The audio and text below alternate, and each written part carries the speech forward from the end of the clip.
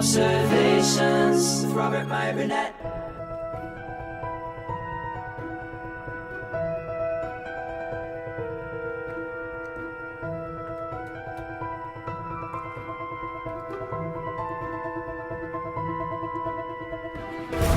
Well, greetings, imagination connoisseurs. Once again, I don't seem to have a picture, but it is I, your Duke of Dope Discourse, your master of fun and wonder, your sommelier of sci-fi and cinema, your Archbishop of Banterbury, your Chancellor of Cheerfulness, your existential Mr. Rogers. That's right, me, Robert Meyer Burnett. And once again, I am robcasting at you, you imagination connoisseurs, you members of this, the Post-Geek Singularity community. This is Robservations episode number 695.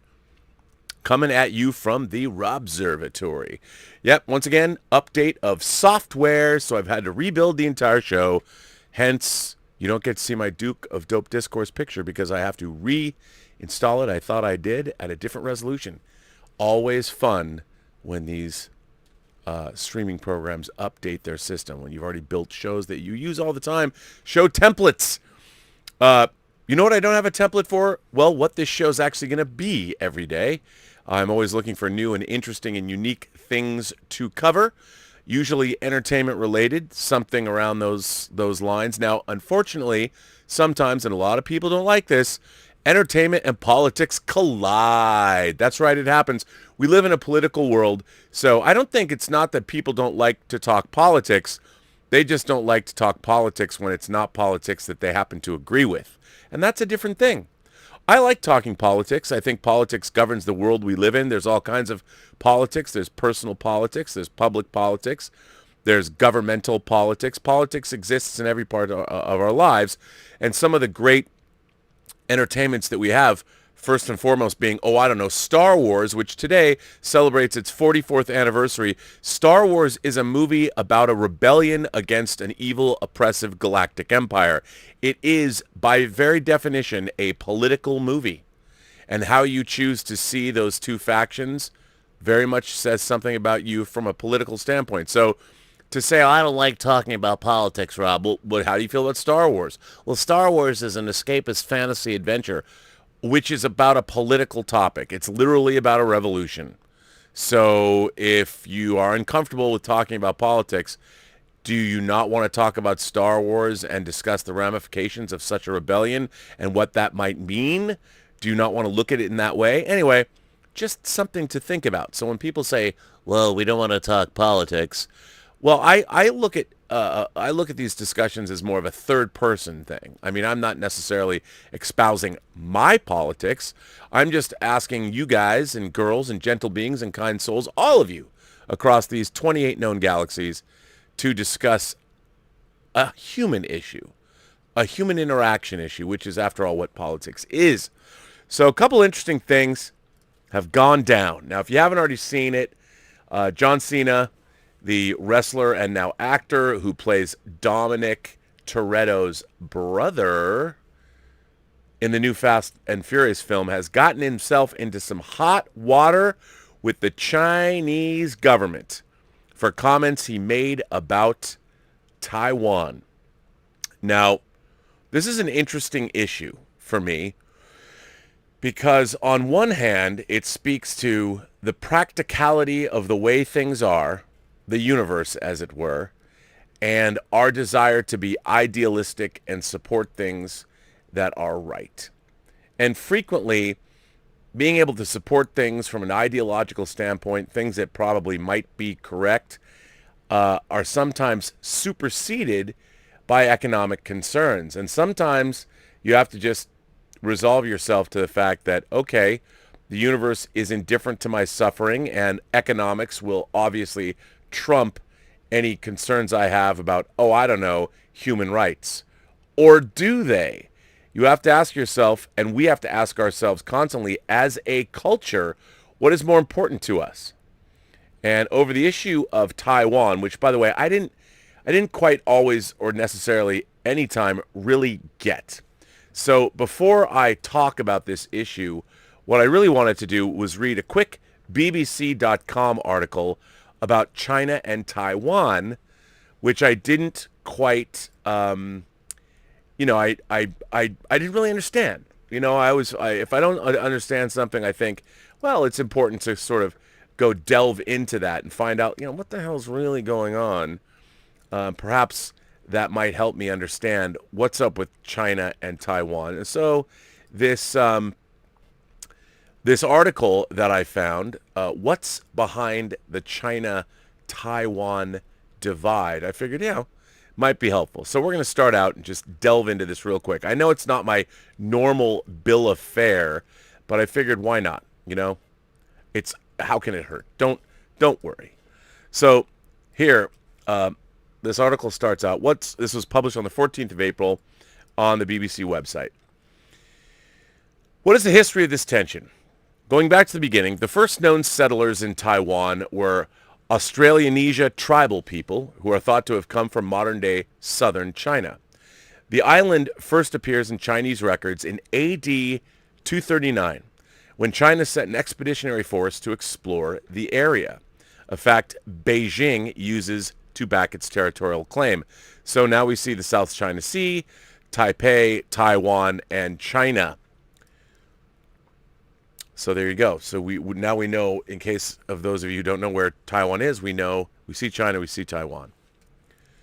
After a relatively brief spell as a Dutch colony from 1624 to 1661, Taiwan was administered by China's, and I'm going to say Qing dynasty, from 1683 to 1859. That's a good chunk of change right there, over 200 years. From the 17th century, significant numbers of migrants started arriving from China, often fleeing turmoil or hardship. Most were Hoklo Chinese from Fujian province, or Hakka Chinese, largely from Guangdong. And Willow, I wish you were here with me. Forgive me for my pronunciation. The descendants of these two migrations are now by far the largest demographic groups on the island. In 1859, Japan won the first Sino-Japanese War, and the Qing government had to cede Taiwan to Japan. After World War II, Japan surrendered and relinquished control of the territory it had taken from China. The Republic of China, one of the victors in the war, began ruling Taiwan with the consent of its allies, the U.S. and the U.K. But in the next few years, a civil war broke out in China, and the then leader, Chiang Kai-shek's troops, were beaten back by Mao Zedong's communist armies. There's Chiang Kai-shek, once the leader of China. He had to flee with his supporters to Taiwan. Chiang and the remnants of his Kuomintang government fled to Taiwan in 1949. This group, referred to as mainland Chinese and then making up 1.5 million people, dominated Taiwan's politics for many years, even though they only account for 14% of the population. Having inherited an effective dictatorship, facing resistance from local people resentful of authoritarian rule, and under pressure from a growing democracy movement, Chiang's son, Chiang Ching-kuo, began allowing a process of democratization. This eventually led to the election of the island's first non-Kuomintang president, Chen Shui-biang, in 2000. There you go. I mean, Taiwan became democratic in 2000. Relations between China and Taiwan started improving in the 1980s. China put forward a formula known as one country, two systems, under which Taiwan would be given significant autonomy if it accepted Chinese reunification. This system was established in Hong Kong to be used as something of a showcase to entice Taiwanese people back to the mainland. Taiwan rejected the offer, but it did relax rules on visits to and investment in China. In 1991, it also proclaimed the war with the People's Republic of China on the mainland to be over. There were also limited talks between the two sides' unofficial representatives, though Beijing's insistence that Taiwan's Republic of China, the ROC government, is illegitimate meant government-to-government meetings couldn't happen. And in 2000, when Taiwan elected Chen Shui-biang as president, Beijing was alarmed. Mr. Chen had openly backed independence. A year after Mr. Chen was reelected in 2004, China passed a so-called anti-succession law stating China's right to use non-peaceful means against Taiwan if it tried to secede from China. So these tensions were certainly ratcheted up in 2004, and I would say that China saying those things was not so good. Mr. Chen was succeeded by Ma Ying-jeou, who, after taking office in 2008, sought to improve relations with China through economic agreements. 8 years later, in 2016, Taiwan's current president, Tsai Ing-wen, was elected. She leads the Democratic Progressive Party, which leans toward eventually official independence from China. After Donald Trump won the 2016 U.S. election, Ms. Tsai spoke to him on the phone, a break with U.S. policy set in 1979 when formal relations were cut. Despite the lack of formal relations, the U.S. has an agreement to supply Taiwan with defensive weapons and has stressed any attack by China would cause grave concern. Throughout 2018, China stepped up pressure on international companies, forcing them to list Taiwan as a part of China on their websites and threatening to block them for doing business in China if they failed to comply. Ms. Tsai won a second term in 2020. By that time, Hong Kong had seen months of unrest, with protesters demonstrating against the mainland's increasing influence, a development many in Taiwan were watching closely. Later that year, China's implementation of a national security law in Hong Kong was widely seen as yet another sign that Beijing was becoming more assertive in the region. At that time, the U.S. had been intensifying its outreach to Taiwan and reassuring Taipei of its continued support. Last September, Washington sent the highest-level State Department official in decades to visit Taiwan. Beijing strongly criticized the meeting, warning the U.S. not to send any wrong signals to Taiwan independent elements to avoid severe damage to China-U.S. relations. During the controversial visit, China conducted a live-fire military exercise in the waterway that separates the island from the mainland. This year, President Joe Biden's administration has said its commitment to Taiwan is rock solid. In the first few days of Mr. Biden's presidency, Taiwan reported a large incursion by Chinese warplanes over 2 days. Then on the 12th of April, the Taiwanese government said China flew the largest number of military jets into its air defense zone for a year.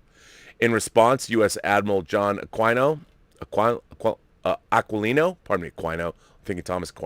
U.S. Admiral John Aquilino, head of the Pentagon's Indo-Pacific Command, warned that a Chinese invasion of Taiwan is much closer to us than most think. So who recognizes Taiwan? There's a disagreement and confusion about what Taiwan is. China regards Taiwan as a breakaway province which it has vowed to retake by force if necessary. But Taiwan's leaders say it is clearly much more than a province, arguing that it is a sovereign state. It has its own constitution, democratically elected leaders, and about 300,000 active troops in its armed forces. Chiang Kai-shek's Republic of China government, which fled the mainland to Taiwan in 1949, at first claimed to represent the whole of China, which it intended to reoccupy. It held China's seat on the United Nations Security Council and was recognized by many Western nations as the only Chinese government. But in 1971, the UN switched diplomatic recognition to Beijing, and the ROC government was forced out. Since then, the number of countries that recognize the ROC government diplomatically has fallen drastically to about 15. Given the huge gap divide between these two positions, most other countries seem happy to accept the current ambiguity, whereby Taiwan has virtually all of the characteristics of an independent state, even if its legal status remains unclear.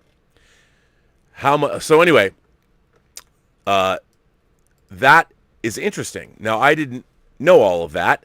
Obviously, now I can see what the problem is. First of all, Taiwan occupying the unique position it occupies in the South China Sea is of enormous strategic importance. If it's an ally of the United States could build a military base there. Our military could stop there, which is obviously not something that China wants. And on the other hand, China has become a massive economic force to be reckoned with. They are literally all over the planet, expanding their influence. They've specifically moved into Africa. They've moved into Europe with giant infrastructure projects.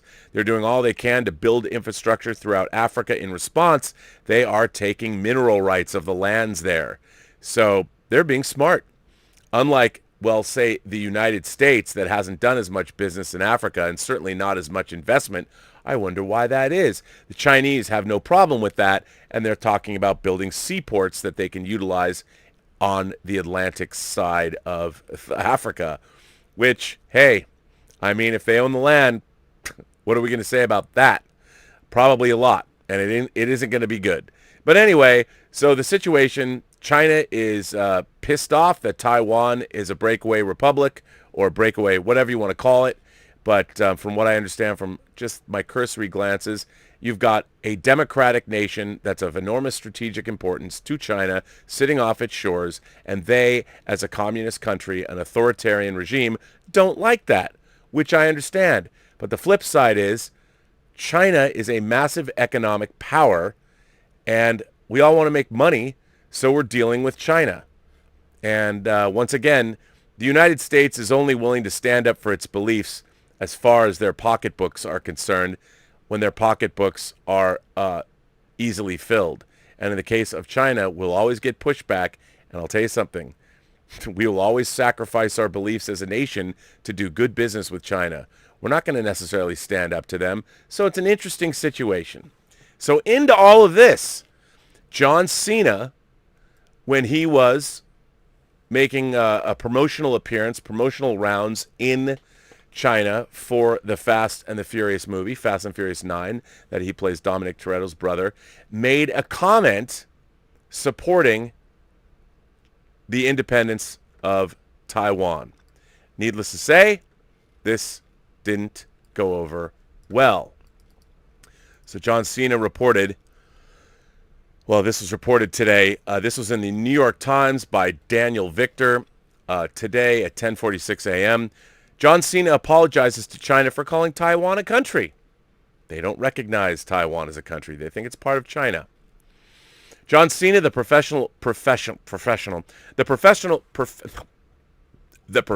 wrestler and star of Fast 9, the latest installment in the Fast and Furious franchise, apologized to fans in China on Tuesday after he referred to Taiwan as a country while giving a promotional interview. Joining a long list of celebrities and companies that have profusely apologized after taking an errant step through China's political minefields, Mr. Cena posted a video apology in Mandarin on Weibo, the Chinese social network. First of all, he speaks fluent Mandarin. Beijing considers Taiwan a self-ruled democratic island to be a breakaway province and claims it as part of China. Remember, they just decided to do that. They know full well that it's not, that things happened and it's not part of China. Referring to it as a country is often an offensive assertion in China, where matters of sovereignty and territory are passionate issues driven by a strong sense of nationalism. Mr. Cena apologized for a statement he made in an interview with the Taiwanese broadcaster TVBS. In it, he told the reporter in Mandarin, Taiwan is the first country that can watch the film. Now, can I just say, I don't think John Cena was being at all political when he said Taiwan is the first country that can watch the film. He's thinking to himself, okay, we're going to these countries, we're on this kind of a press tour. Why wouldn't he say country? That is a natural thing, and I understand if China objects to this, but Taiwan's status as a country, it's pretty well established as a country, and I don't think Mr. Cena meant to make any kind of a political statement, but understandably in China, it was. I made a mistake, Mr. Cena said in his apology video. Now I have to say one thing, which is very, very, very important. 3 varies. I love and respect China and the Chinese people. Obviously he does. He learned Mandarin, and he was working in China. He continued, I'm very sorry for my mistakes. Sorry, I'm really sorry. So that's 6 sorries. You have to understand that I love and respect China and Chinese people. Mr. Cena has studied Mandarin for years and regularly posts on Weibo, but many of his Chinese fans were not quick to forgive. Please say Taiwan is a part of China in Chinese. Otherwise, we will not accept your apology, one Weibo user responded in a comment that was liked thousands of times. Western companies and celebrities that do business in China, and it can be very big business, especially for the entertainment industry, are often forced to walk a political tightrope to not offend Chinese sensibilities. For many, this is achieved by staying as far away from politics as possible, steering clear of questions about mass detentions in Xinjiang, pro-democracy protests in Hong Kong, or the status of Taiwan and Tibet. The consequences for those who dabble in Chinese politics have been made clear. The NBA struggled to contain a fierce backlash when Daryl Morey, the general manager of the Houston Rockets, tweeted in support of the Hong Kong protests in 2019. LeBron James, one of basketball's biggest stars, he bent the knee, offered a China-friendly response saying Mr. Morey wasn't educated on the situation at hand by supporting the protesters. Movie studios often preemptively ensure their content won't run afoul of Chinese censors, a practice once mocked by South Park. But quite often the political problems arise in cases where a company appeared to have no idea it was accidentally crossing a line. That list would include Gap, which in 2018 created a t-shirt that omitted Taiwan, parts of Tibet, and islands in the South China Sea from a map of China on the shirt's design. The luxury brands Versace, Givenchy, and Coach said in 2019 they all made mistakes when they produced t-shirts that identified Hong Kong and Macau as countries. Versace reiterates that we love China deeply and resolutely respect China's territory and national sovereignty, the company said in a statement at the time.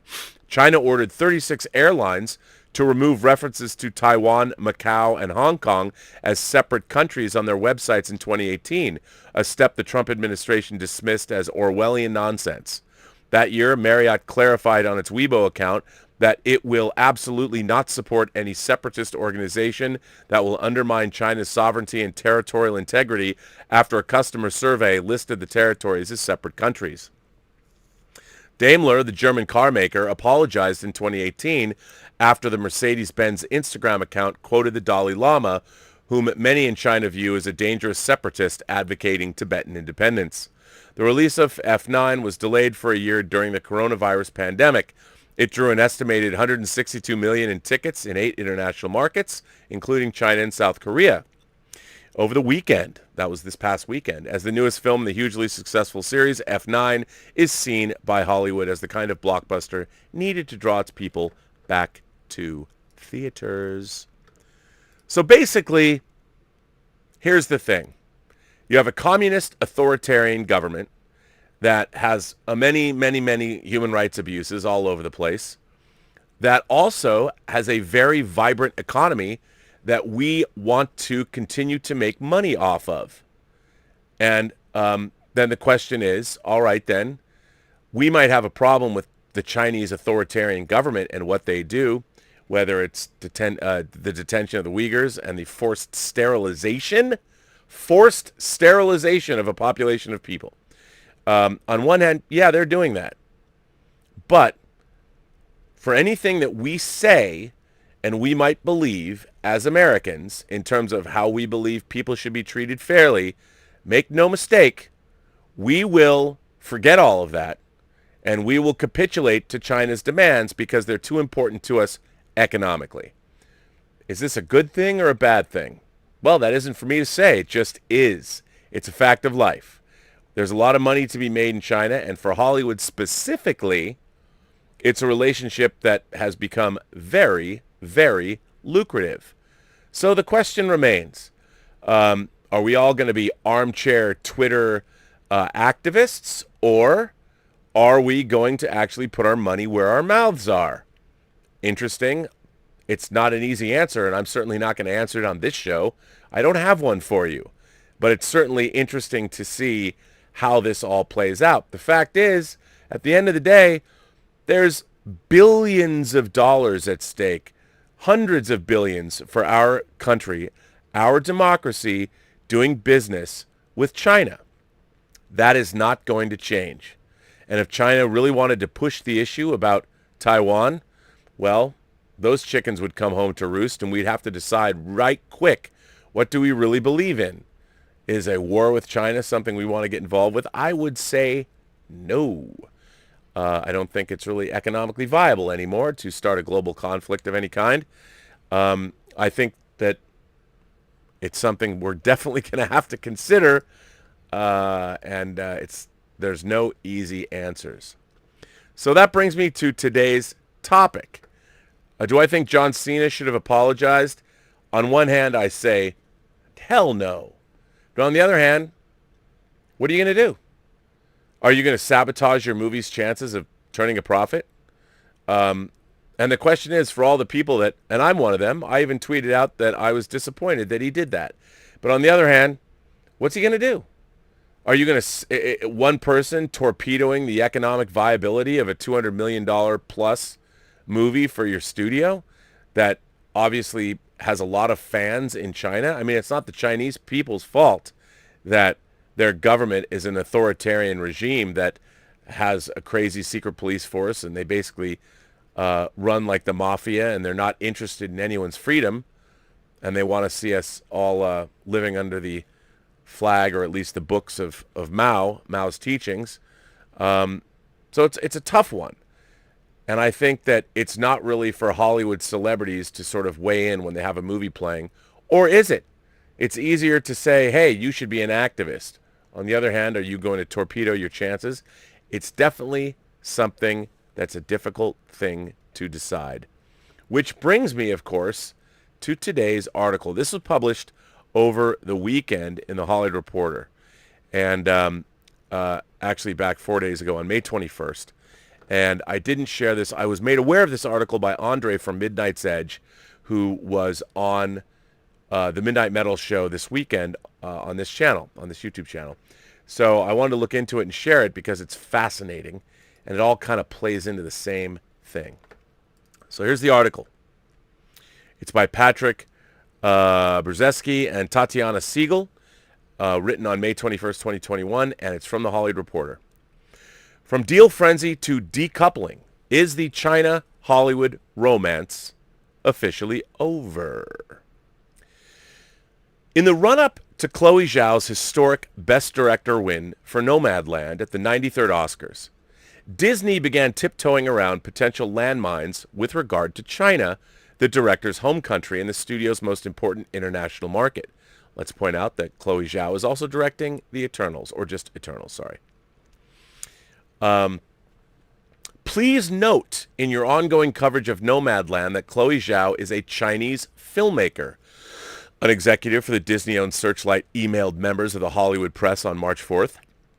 You may accurately refer to her as Chinese or a Chinese national. A number of news outlets, including the New York Times, had mistakenly referred to Zhao as Asian American. But the bluntness and blanket nature of the proviso was conspicuous. As it would turn out, Disney had abundant reason to be concerned over how the province and perceived allegiances, how the provenance and perceived allegiances of its rising star director, who was also helming the studio's forthcoming $200 million Marvel tentpole Eternals, was being portrayed around the world. For months, the studio had been making clandestine efforts to avoid agitating the Chinese Communist Party when it claimed to Zhao, who was born and raised in Beijing but attended high school in London and Los Angeles and college in Massachusetts and New York. The simple fact that she now lives in Ojai, California was certain to irk the CCP and provoke China's notorious internet ultranationalists, whose MO is to aggressively scrutinize any Chinese artist who achieves significant success in the West, searching for hints of disloyalty to the motherland. Sources say that in late 2020, a Searchlight publicist persuaded the small New York-based filmmaker magazine to remove a quote from a 2013 Zhao profile in which the budding auteur explained the inspiration for her first feature film, Songs My Brother Taught Me, about a Native American teenager looking for escape from the tough conditions of South Dakota's Pine Ridge Indian Reservation. Quote, "It goes back to when I was a teenager in China, being in a place where there are lies everywhere," she said. "You felt like you were never going to be able to get out. A lot of info I received when I was younger was not true, and I became very rebellious toward my family and my background. I went to England suddenly and relearned my history. Studying political science in a liberal arts college was a way for me to figure out what is real. Arm yourself with information and then challenge that too." By the way, I couldn't agree with her more. In most contexts, Zhao's remarks, an ambitious young artist reflecting on the memories of teenage angst and rebellion that inform her work, would be innocuous. And if it weren't already de rigueur for the American film industry, Disney's behavior would be a scandal. The United States' most iconic media brand going out of its way to preemptively aid an authoritarian government in censoring an artist's interview with an American media outlet? Disney and filmmaker declined to comment. But as it turned out, the studio's efforts were for naught, while its risk assessment was indeed accurate. While the quote has been removed from filmmaker's website, archived versions were unearthed in China shortly after Zhao's Best Director win at the Golden Globes, setting off a social media backlash that prompted Chinese authorities to cancel the local release of Nomadland in April and expunge most mentions of Zhao from the internet. The controversy reached its zenith with the Oscars being fully censored in China, just as a homegrown hero was capturing the film world's biggest prize. While Zhao has a great many admirers in the Chinese film industry and among local movie buffs, her achievement nearly doesn't exist to 1.4 billion people living within China's internet firewall. The prospect of an Eternals release in China is murky. The CCTV6 China Movie Channel recently aired the U.S. release dates for a number of upcoming films, but omitted Eternals, as well as Marvel's Shang-Chi and The Legend of the Ten Rings. Insiders say Chinese regulators were equally upset by the Oscar nomination in the short doc category for Do Not Split, which chronicles the 2019-2020 protests in Hong Kong against encroaching Chinese authority. In the case of the missing quote, and its abject failure as a minor conspiracy in the annals of studio chicanery, is indicative of the dense thicket of sensitivities that U.S. media companies must navigate as they attempt to maintain their enormous business interests in China. As the U.S. film sector emerges from the COVID-19 pandemic, not to mention the Donald Trump administration and its aggressive trade war, the Hollywood-China relationship is at a crossroads. U.S. market share is on a downward trajectory as local fare is finding greater traction at the Middle Kingdom multiplex than Hollywood imports. In 2019, the last pre-pandemic year of business normalcy, the Hollywood studio's collective total revenue in China fell 2.7% compared to the previous year, the first such direct decline in a generation. Meanwhile, Hollywood is facing criticism stateside for bending over backward to appease the authoritarian regime. Amid a new climate of direct geopolitical rivalry with China, many analysts believe the U.S. studios will be lucky if they can retain the foothold they once had there, let alone make any meaningful progress toward expanding market access or growing revenue. For decades, there's been the promise of cooperation with the West across all sectors trying to enter the Chinese economy, but it's never happened with any sort of security, safety, or confidence for the investors, says Jeff Robinoff, whose Studio 8 was launched in 2014 with a reported $1 billion in backing from China's Fosun Group before an unexpected trade war prompted Fosun to renege on the deal. It has an ownership stake in Studio 8. At the same time that Hollywood's foothold in the Chinese market seems to be slipping, the reputational risks associated with the realities of doing business there are rapidly on the rise. While U.S. companies are increasingly taking principled stands on social issues, ranging from voter disenfranchisement in Georgia to cases of police brutality throughout the country, Hollywood has remained mum when it comes to Chinese human rights issues. Judd Apatow stood out as the exception when he summed up the state of affairs during a September interview on MSNBC. Instead of us doing business with China, and that leading to China being more free, what has happened is that China has bought our silence with all their money. All the while, even the most outspoken celebrities have said nothing about the brutal crackdown on pro-democracy protesters in Hong Kong or the forced internment of over 1 million of Chinese minority Muslims in the province of Xinjiang. The U.S. is among several countries to label Beijing's mistreatment of the Uyghurs, which includes credible accounts of forced sterilization to reduce the ethnic group's population, as a genocide. Despite routine tongue lashings from U.S. politicians of both parties, so far the studios appear to have calculated that they have much more to lose by crossing China's red lines and speaking out on such issues. Essentially, they risk giving up their entire China business in an instant. After all, China can giveth, and China can taketh away. Beginning in October 2019, the NBA, the most popular and profitable U.S. sporting league in China by far, was banned from broadcast in the country for a full year after the Houston Rockets general manager at the time, Daryl Morey, put out a single 7-word tweet voicing support for Hong Kong's pro-democracy movement. Fight for freedom, stand with Hong Kong. In late 2020, the Walt Disney Company lost an option to expand its Hong Kong theme park after local authorities opted not to renew an agreement. The decision came at a sensitive time for Disney. Hashtag Boycott Mulan was trending in the city after the Disney tentpole's mainland China star, Louis Weifei, made a social media statement of her own supporting the Hong Kong police force and its crackdown on protesters. Later, Disney came under fire for shooting scenes in Xinjiang and putting a thank you in Mulan's credits to local authorities that have been linked to the abuses against the Uyghurs. Disney never weighed in on Hong Kong nor the substance of the situation in Xinjiang, but if it had, precedent dictates that the lights inside the Magic Kingdom at its vastly larger and more lucrative Shanghai Disney Resort would have gone dark instantly. Disney should have the ability to say, we don't stand for what's happening in the Xinjiang province as a company, says Chris Fenton, the former U.S.-based president of DMG Entertainment, which was an active player in the Beijing boom period, co-producing Disney's Iron Man 3.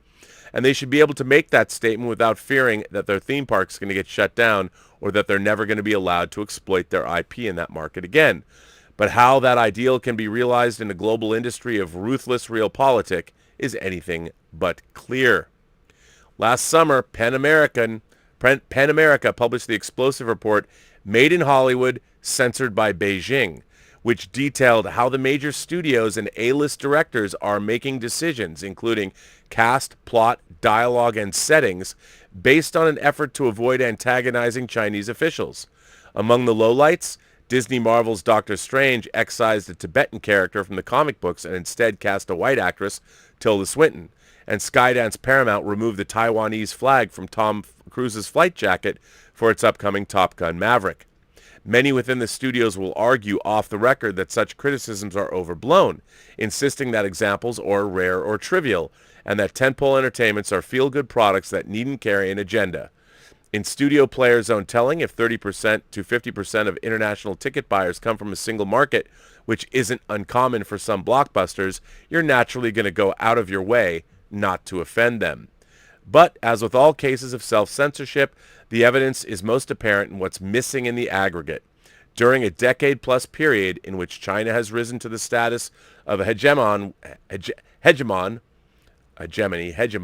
in waiting, with its business interests and political influence extending to every corner of the world, the Hollywood studios have not created a single film, big or small, that depicts the country with a whiff of critique or even real-world nuance.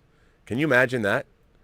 I mean, American filmmakers not criticizing the U.S. and its government, but we won't criticize China. Critics, often academics, argue that China has cannily leveraged its market heft to co-opt Hollywood's global pop culture machine into effectively carrying the water for one of the country's most important lines of strategic global messaging. That China's rise as a global superpower is a benign or stabilizing phenomenon. To the suggestion that Hollywood isn't in the business of art with an agenda, critics can take their pick of the dozens of films released in recent years offering direct critiques of the United States' own foreign policy and social justice failures. From Adam McKay's multi-Oscar nominee Vice, for example, with its energetic lampooning of the entire George W. Bush presidency, or even Zhao's Nomadland, a sensitive depiction of the consequences of rising income inequality on those who've fallen through the United States' tattered social safety net. For all the fretful hand-wringing over China in the industry today, as recently as just 5 years ago, sentiments were the exact inverse, emphatic optimism. Throughout the Obama era, Washington foreign policy consensus held that the best way for the U.S. to avoid dangerous conflict with a rising China was for the two countries to become indispensably integrated economically. The consensus in Hollywood, meanwhile, was similar but slightly different. The best way to get rich was to extend your business into China's burgeoning consumer market as deeply as possible, whether by tapping into the country's overflowing pool of outbound investment capital or by establishing novel ventures that would ostensibly bridge the world's two largest entertainment markets for decades to come. On the Chinese side, Beijing deployed its standard playbook for playing catch-up on a high-sophistication industry dominated by the West. Crack open the door to local market just wide enough to entice experienced foreign firms to enter into partnership and joint ventures with local companies, required in many sectors under Chinese law, in exchange for market access, with the ultimate aim of facilitating rapid knowledge transfer to the Chinese side while limiting the foreign players' potential dominance. The cultural influence of American movies was never desirable to the CCP, but the power of Hollywood movie magic to pull in consumers was well understood and leveraged strategically to fuel the construction of China's domestic infrastructure. Indeed, a historic cinema building boom ensued, and China went from a little over 6,000 screens in 2010 to over 75,000 by the end of 2020. 75,000. China's film trade barriers, poor revenue sharing terms, and persistent piracy problems were early and consistent sources of complaint among studio executives and the Motion Picture Association of America, but there were also legitimate signs of progress. In 2009, the World Trade Organization handed the U.S. a victory, ruling that Beijing had violated its international free trade obligations by limiting imports of books, music, and movies. In 2012, that decision culminated in a landmark deal brokered by then Vice Presidents Joe Biden and Xi Jinping to expand China's quota on U.S. studio film imports from 20 titles per year to 34, while also giving the studio's share of ticket revenue from 13% to 25%. The studios were only getting 13% of the income from Chinese ticket sales, and now we're getting 25%. Given how rapidly China's box office was forecasted to grow, the agreement basically guaranteed the studios hundreds of millions in additional revenue over the ensuing several years. Thus, the deal was widely celebrated, while other important issues, including disruptive Chinese rules barring U.S. studios from setting their own release dates in the country, marketing and distribution of their own films directly, instead of the studios forced to go through Beijing's state-backed distributors China Film Group, or Huaxia, I can't pronounce that, which takes substantial cuts, and setting up any form of local production entity within the country, were kicked down the road for renegotiation at a later date. The Biden-Xi agreement called for a review and renegotiation after 5 years, but most analysts and industry players believe China was already on the inexorable path of greater opening and liberalization anyway. Meanwhile, Beijing was encouraging China's private firms to carry the nation's flag abroad and learn from established foreign competitors by making strategic multinational investments and acquisitions. Thus, the floodgates heaved open. In the ensuing years, Chinese capital rained on Hollywood in the form of slate deals. Bonafide Film Group put $235 million into 20th Century Fox movies, and Perfect World parked $500 million with Universal Pictures. Landmark investments in production entities, Jack Ma's Alibaba bought a piece of Spielberg's Amblin Entertainment, while Tencent took stakes in Skydance, and China Media Capital bought into Ron Howard and Brian Grazier's Imagine Entertainment and the Creative Artists Agency. And big-ticket acquisitions not seen since the days of the Japanese descended into Hollywood in the 80s. Real estate giant Dalian Wanda Group gobbled up North America's largest distributor, AMC Theaters, for $2.6 billion, and Legendary Entertainment for $3.5 billion, while promising to invest billions more throughout the U.S. industry. In Los Angeles, enterprising studio veterans perceive the Hollywood-China nexus to be the natural future of filmed entertainment. The currents of world trade were unmissable. A flurry of new ventures were formed. Jeffrey Katzenberg partnered in 2012 with state-backed firms China Media Capital and Shanghai Media Group to launch Oriental DreamWorks, an animation company based in Shanghai that promised to produce animated features in English and Chinese for the world. In 2014, Robinoff was promised his cool $1 billion by Fosun Group and made his ambitions abundantly clear by naming the new outfit Studio 8 as in the coming 8th major studio. China's longest-standing private studio, Hai Brothers Media, sorry about that pronunciation, co-bankrolled the first 18 films from the much ballyhooed Hollywood startup STX Entertainment. In 2016, former Paramount Motion Picture Group president Adam Goodman joined Chinese company LaVision Entertainment as the president of a new venture set up to produce English-language features with Chinese capital. The same year, sibling directors Joe and Anthony Russo, then sitting at the pinnacle of the industry thanks to their wildly successful work on Marvel's Captain America and Avengers franchises, were spotted in Beijing on an almost monthly basis, taking meetings across the Chinese industry in the hopes of setting up a Chinese studio to produce Chinese-language films. There were scores of others, but Wanda and its mercurial billionaire chairman, Wang Jianlin, became the emblem of the movement's excesses. In 2016, the company was in the process of buying the live TV event producer Dick Clark Productions for an outlandish $1 billion, building a $1.2 billion U.S. headquarters and real estate development in Beverly Hills, pledging to invest billions in every major Hollywood studio if it proved unable to simply buy one of them, and spending $8 billion to build the world's largest production studio in Qingdao, China. As part of that process, the company hired former Academy President Howard Hawk Koch as a special advisor and received help from Los Angeles Mayor Eric Garcetti in arranging for a new direct commercial flight route to be established between L.A. and Qingdao, all in anticipation for the coming global production boom at the company's vast new facilities on China's eastern coast. It was Wanda's aggressive deal-making during this era that first aroused the skepticism of U.S. lawmakers. In December 2016, Democratic Senator Chuck Schumer sent a letter to the Treasury Secretary calling for greater scrutiny of Chinese acquisitions of American media companies. A longtime China hawk, Schumer argued that the Treasury Department's Committee on Foreign Investment in the U.S., known as CFI-US, which examines foreign deals seen as potential threats to national security, should be expanded to cover the entertainment sector due to the industry's vital role in championing American free speech and culture. Jump cut to today, and every one of the above ventures is effectively defunct or unrecognizable.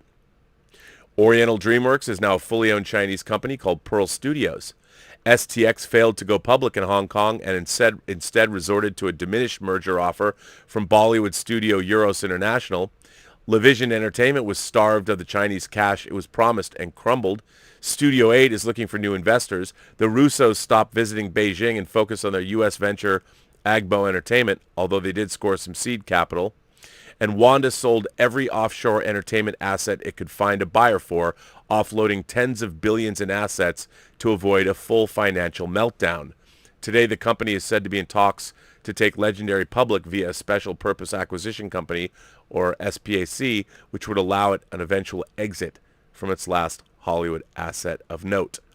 Clearly, a lot of very smart, well-connected people on both the Chinese side and the U.S. side thought this collaborative vision of the film industry's future was worthwhile enough to receive major investment, says Ann Kokas, the author of the book Hollywood Made in China and a non-resident scholar in Chinese media at the Baker Institute of Public Policy at Rice University. More than anything, she adds, what all this wreckage underscores is how rapidly the descent in U.S.-China relationships has been as the result of both Xi Jinping's policies and Donald Trump's policies. We've gone from a tsunami to a small trickling stream, adds Stephen Saltzman, attorney at Paul Hastings, who regularly represents Chinese studios and talent in their Hollywood dealings, referring to the changes to deal-making between the two industries. The limited cross-border business activity that does persist tends to be narrowly focused on servicing the domestic Chinese industry rather than grand plans for globe-straddling businesses. Remake rights sales to Chinese studios, post-production work on Chinese tentpoles, or content sales to Chinese streamers. And when such deals are reached, no one tends to hear about it. The feverish deal announcement of the past have largely given way to an effective industry omerta. You don't have to be a brilliant business mind to realize that trumpeting the things that you previously trumpeted isn't going to do you any favors given the politicization of both countries and uncertainty of where the future lies for U.S.-China relationships. It's very hard to predict how anything will be perceived today. Well, I know it's a long article, and I will drop that off here in the live chat if you'd like to read it on your own. The first phase, you know what, I'll let you guys read the rest. I won't cover the rest of this. It's in the live chat. I put it there. I find it interesting to on one hand, the Chinese government, the CCP, the Chinese government, the communist government of China was very smart. They allowed business to flourish. They basically adopted, well, capitalism, for lack of a better term, because they understand that they've made it useful. The Chinese have utterly no interest in protecting American interests. Zero. They're only interested in themselves. And the fact that a lot of these deals happen in Hollywood collapsed, left a lot of people in this country in a lurch, especially in the entertainment business, that were expecting this influx of cash. The Chinese don't care. They just want what they want. And on one hand, you have to admire them for it, because they've got us dancing on we're their marionette or their sock puppet. You know, we want their money. We want their manufacturing. We want access to their markets. They are never, ever going to give us the same thing. Never, ever. And by the way, we know this. We know this. I mean, this is not any news to anyone. And, you know, they're an authoritarian regime. And if they could march in and take Taiwan and it wouldn't cost that much problems, they would. But it would cause a huge problem on the international stage. One, I don't think they're ready yet to deal with, but they might be someday. They can out-manufacture us 1,000 to 1 if they wanted to, and we're at a supreme disadvantage. Now, here's the thing. You know what I got today? I'll tell you what I got today. I got from Hong Kong Rescue, I got this. I got a brand new version of John Woo's Hard Boiled with my beloved Tony Leung in it, and Chow Yun Fat. Hong Kong Rescue is a domestic company that's doing all kinds of, well, not very legal things, but they're restoring Hong Kong films. They just put up The Killer for pre-order if you go to their website, Hong Kong Rescue. And they do a great job. I love Chinese movies. I love Chinese people. I have no problem doing any kind of business with China. But you got to go into it with eyes open and understand what you're choosing to do. You're choosing to go into business with a place that at any one time can, like Vader did to Lando Calrissian, alter the deal. And they'll tell you, pray I don't alter it any further. What are we going to do about it? What are we going to do about it? We're going to be sitting there going, please, sir, please, yes, we need your markets. We need your markets. I mean, this is not some shocking revelation. I mean, why would Hollywood expected, like, what? You're going to do business and you're going to deliver everything you say you're going to deliver? Why? Why do we believe that? But anyway, it's an interesting situation. Now you've got the Chinese and the Russians teaming up to perhaps build a moon base together. Okay? But I think that, like anything else, you just have to know this idea that we can be activists and say, no, the world needs to be this way. It's never going to be this way. Never going to be this way. Unless there's no longer a communist government in China, which doesn't seem to be happening anytime soon. They're authoritarian. There is no freedom there. People cannot say what they want. You're not going to ever be able to do free business in China without some kind of shenanigans being pulled. You just can't. It'll never happen. And the idea that we think, or anybody thinks, that they can do good business with China and have it not at any time be interfered with is dreaming. Dreaming. And no one found that out harder than Hollywood did over the last 10 years. But that's not to say China's markets and Chinese people are very, very important to the world economy. They make the planet go round. So the question is, what's more important to us as a people? Is it the all-powerful dollar? Do we stand on ceremony? Are we going to be activists and not make the cash we need? I think we all know the answer to that. And whether that's a good thing or a bad thing, only time will tell. Remember, in Firefly, the crew of the Serenity, they all spoke Chinese. So anyway, thought it was an interesting story to cover. I have a lot of thoughts about it, but I mean, it's the way of the world. Do we stand on ceremony as Americans? What do we believe? I think one of the really interesting things about the modern age, it's easy to be an activist behind your keyboard. But when it comes to your pocketbook, your bank account, how much of an activist can you really be? How much of an activist can any of us be? And China's counting on that. And so far, I would say they're winning. Is that a bad thing? I don't know. I think as they take over the world more and more, there's going to be changes and evolution. It's the way of the world. We'll see what happens. But, yeah. As long as they keep making 12-inch action figures, right? Anyway, what do you guys think? I think it's an interesting subject. There's a lot going on. You know where else there's a lot of things going on? My letters. My God, I got some great letters. So let's see. I have carrots in my teeth. I apologize. Has that been in the entire time? Hisham Durbis wrote to me. It's been a while since my last letter. I hope you are well, and it's great to hear that movie theaters are reopening in the States again.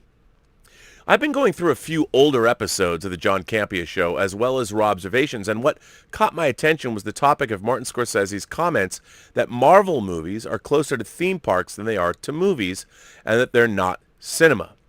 Plus, there's been a topic on my mind, and that is how the movie industry has changed post-pandemic, and what does the movie theater experience mean post-streaming age? For starters, I can see where the legendary director comes from. Cinema, in its art form, is telling a human story through a series of dialogues and pictures with a variety of cinematography techniques in order to further elevate the human experience and understanding of ourselves and our psyche and evolution. The Godfather, Lawrence of Arabia, Casablanca, or 2001: A Space Odyssey are all cinema. They tell compelling stories that enrich the human experience with lessons and values and, yes, entertainment, and allow us to engage emotionally and intellectually. It is difficult in the modern times to watch such stylized movies in the present. A movie like Silence, originally based on the book as well as the 1971 movie, isn't your typical Scorsese film, but it is cinema. A movie like The Professor and the Madman is cinema. Joker, oddly enough, is a superhero movie, and it's cinema. Christopher Nolan movies, including the Dark Knight trilogy, are cinema. Whereas the MCU movies, as much as I love them, particularly Doctor Strange and Endgame, are not cinema. They're blockbusters that engage us, but little do they tell the story of the human experience. And yes, they are theme park rides that excite us and make us want to go back to get our entertainment fix. I don't find what Scorsese said to be about them offensive. Rather, it's an opinion of a giant who has been in the industry for over 40 years. And it is just, in his words, not for him. Something I noticed John Campea keeps saying is that movies are subjective. I respectfully disagree, as do I. It is our perception that it is subjective where our collective opinion becomes objective. Society as a whole determines the value of movies and their impact on our cultures. My concern is that with the current economic model of the movie-making industry and the boom of the streaming industry is leading to three main changes. Cinema, as defined by the old generation, will be limited to streaming services and not really discovered. Movie-going experience becomes limited to blockbusters where profits are made. Pop culture and blockbusters become the new definition of cinema. Having said that, I certainly don't want all of my movies to be Apocalypse Now or The Man Who Would Be King or Braveheart or A Few Good Men. Well, that wouldn't be so bad, would it? I don't mind a Commando, Mortal Kombat, or even Death Becomes Her every now and then.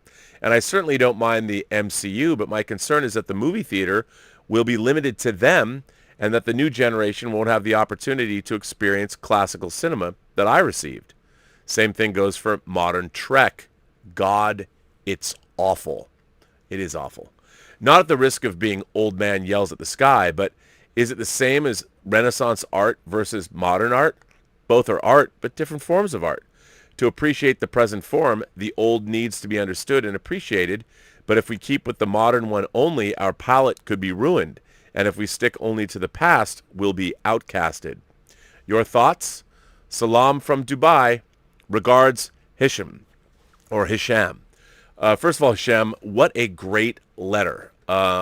Look, I pretty much totally agree with your premise. Like when I was growing up, there was a heady, frothy mix of movies that you would see. There was literary adaptations. There was original films. There were thrillers. There were courtroom dramas. There were small personal human stories. There was escapist entertainment such as science fiction, fantasy, and horror films. All of these things existed within the same ecosystem. I've often told the story about how I could go to a multiplex when I could go see Lucio Fulci's The American version of The Beyond called Seven Doors of Death. At the same time, I could go see Brian De Palma's Dressed to Kill, and then I could go see a movie like Arthur. I mean, maybe not all at the same time, but they were all in the same theater at the same time, movies like that. And they were all the same. They were all movies that you were going to see. All of that is gone. It is gone. Our movie-going ecosystem is completely changed. It is now directed, and it is now celebrating the blockbuster entertainment. And that's because that's where the money is. Before, the difference is no one could ever make as much money as you're making now for movies. I mean, my God, because it's Star Wars Day, Star Wars was an amazing blockbuster at the time. You know, making something like $300 million, I think, domestically, or even more at the time in 77. It was unheard of. But as movies became more of a global industry, we heard just between 2010 and 2020, China went from like 10,000 theaters to 75,000 or screens, 10,000 screens to 75,000 screens. That's huge. And the fact that movie going now, we make more money from American movies around the rest of the world, which means, okay, what kind of movies are you going to make to export around the rest of the world? Where you're going to export blockbusters, action films like the Fast and the Furious franchise, like the Marvel Cinematic Universe, because they're easily understood. They cross cultural barriers with ease. And the thing is, when it comes down to telling human stories, like comedies, for instance, can be very colloquial. American comedies might not translate very well to other countries because their humor is different. Just like a lot of their humorous movies don't really translate very well to us. But some do. I'm not saying that all movies don't, but that's where we're at now. And the reality is, it used to be the great collision of art and commerce. Now films are mostly commerce with a little bit of art, at least as far as the studios are concerned. They still have things like Fox Searchlight making movies like Nomadland, but even if Nomadland had a $100 million advertising budget behind it, I don't think you could ever force that movie into being a blockbuster because of its subject matter. We just live in an overstimulated civilization now. It's just a different world, so movies have to adapt. I think they're all cinema, though. The language of cinema is certainly being used. Just because I'm going to see a big, giant, blockbuster, tentpole superhero movie, part of the MCU or something, it's absolutely still cinema. I mean, look back at Iron Man 1. That's a legit story about a man coming to terms with his own shortcomings and having to overcome his beliefs of what he thought he was as opposed to what he really is. That's subject matter for any kind of a movie, whether it's a superhero movie, a science fiction movie, or a movie like one of my favorite movies of the 80s, The Verdict. Sidney Lumet's The Verdict. If you haven't seen The Verdict with Paul Newman, don't read anything about it. It's a courtroom drama. Just watch it. It's one of my favorite modern portrayals of a man coming to grips with his bad self. I love that movie to no end. And yet, the studio wouldn't have made that today. Might be a streaming series where you'd watch The Verdict play out over 6 episodes or 8 episodes or what have you. But boy, what a great film. And it has one of the great, oh shit, fuck that bitch moments you'll ever see. One of the great moments of betrayal. And the way it's portrayed in the film, wow. Oh, it gets me every time. I've seen it 100 times. And every time I watch it, I'm like, God damn it. God damn it. Why do you have to do that? It works. It's lost none of its power, man. It's such a great scene. Such a great scene. It's all like, it's one camera shot. It's not very ostentatious. It's literally you're on one person and then you pull back and reveal who he's talking to. And you'll just go, oh, God. You'll feel like someone kicked you in the nuts. Yeah, it's that good. But most audiences today would tell me, watch, I'll get a letter next week. Rob, I watched The Verdict. It just wasn't that good. It was slow. It was boring. It was ponderous. I just don't understand what you saw in it. I'll get that letter. Maybe now I won't because I just said that. But you never know. But I think it's just different strokes for different folks. At the end of the day, it comes down to storytelling is storytelling. Cinema is always going to be cinema. The real question is are people making movies to make money? Well, nowadays the answer is yes. When you see movies that can make $3 billion in the case of Endgame or Avatar, who doesn't want to get in on that action? The problem is, like you pointed out in your letter, at the end of the day, we don't just want a certain kind of story. That's why I think streamers, I wouldn't say that the miniseries like The Queen's Gambit isn't a great work.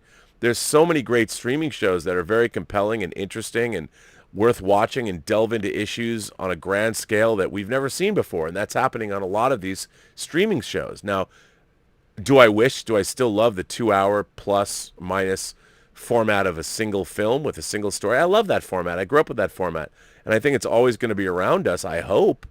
But I'd be hard-pressed to say that a movie like The Verdict could ever make $3 billion at the global box office.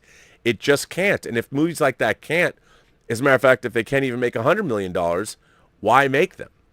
You know, I think that's something that is a big, big question to ask yourself. And but is it cinema? I don't know. It's just kind of the way of the world. Anyway, great letter. Alaikum Shalom from here, I guess. Can I say that? All the way to Dubai. This one comes from Colin L. Colin L says, "Oh, hi, Rob. I hope you and the Post-Geek Singularity are having a good day. I'm of mixed feelings regarding a few recent topics. Bob Chapek was spoken about in Variety. No doubt some meetings were required to smooth over relationships and bruised egos. But let's consider new Bob's perspective. Handed the CEO keys, and less than a month later, he's had to shut down all of the Disney company's theme parks, cruise lines, and theatrical releases without somehow tanking the stock price. Remember that Disneyland wasn't shut down for only 3 days. So if he wants to run a meeting or structure things in a way that prioritizes the one thing that is exciting investors, maybe it's not completely terrible. That, by the way, sir, is a very, very good point." What was Matthew Ball saying? At its core, an entertainment business does only 3 things. Man, I love you, Colin, for writing this in. Matthew Ball wrote the article that was sent to me by my, let's call that person my industry guru, whose opinion I feel is beyond reproach. If you saw that last week. Great, great, great article. What was Matthew Ball saying? At its core, an entertainment business does only 3 things.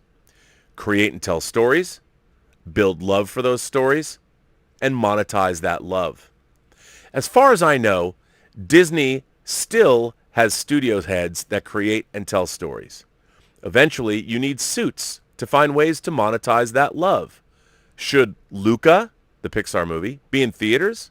Maybe. But Papa Chapek is trying to compete with Netflix. Miss that new 110 million subscriber goal and get skewered. But back to love. How many kids and other viewers will watch Luca free with subscription? Time to monetize that love.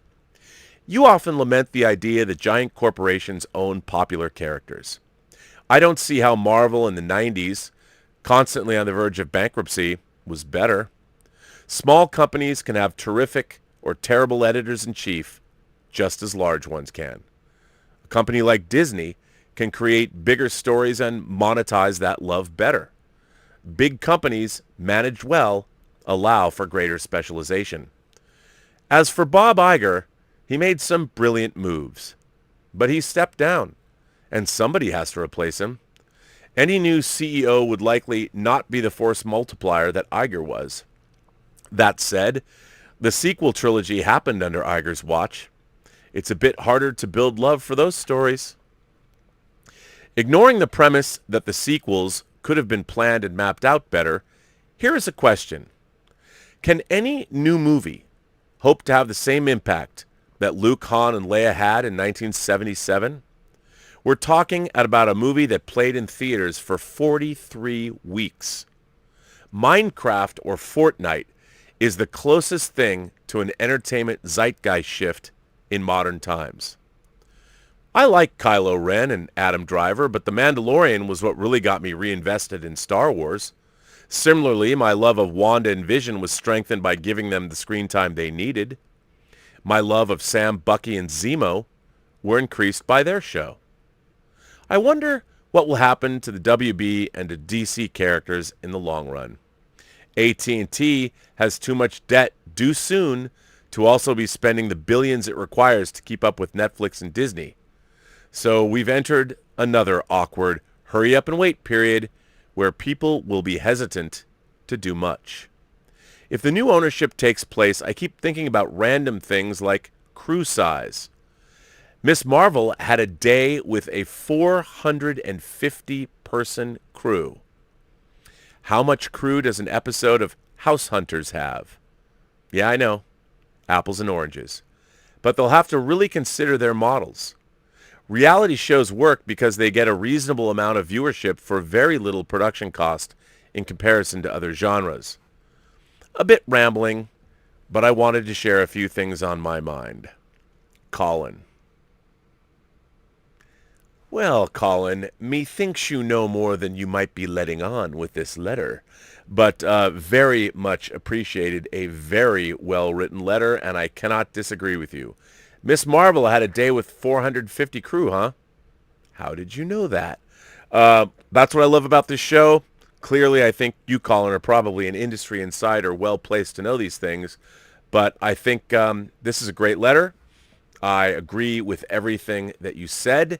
You made some very salient points that were worth making, and I love letters like this. But I will say this. Should Luca be in theaters? Yes, it should. I think that Pixar has earned the right to have their movies put in theaters. Most of them have proven that they deserve to be in theaters. They certainly perform well enough to be in theaters. And I think all of the artists and the people that toil over those Pixar movies are being done a grave injustice to see their movies not show up on the streaming service. Now I get it. I mean, I cannot argue with this. I want to repeat this. You ask the question, should Luca be in theaters? And you answer it yourself. Maybe. But Papa Chapek is trying to compete with Netflix. Miss that new 110 million subscriber goal and get skewered. You're not wrong. But I still think, and I know, Soul, Luca, I mean, having new Pixar movies more than anything else to go on Disney Plus's platform, I can't imagine, other than, say, more Star Wars, would drive more viewers than that kind of fare. I certainly was ready to watch Soul as soon as it dropped on Disney Plus, and I loved it. Still, boy, it would have been much more spectacular to see Soul in the theater. Same, when I saw Coco, I didn't see Coco until I bought it on 4K. What a spectacular film. And all I could think about was, my God, what an idiot I was not to go to the theater to see Coco. I had no idea. That's one of the most strikingly beautiful films I've seen, and I don't remember since when. But my God, but I really understand what you're saying. This was a fine letter. Please, Colin, if you have the time, write more letters to me, would you? I really appreciate where you are coming from. Prestonian writes in and says, hey, Rob, happy Tuesday, and not to mention happy 44th birthday to the entire Star Wars saga.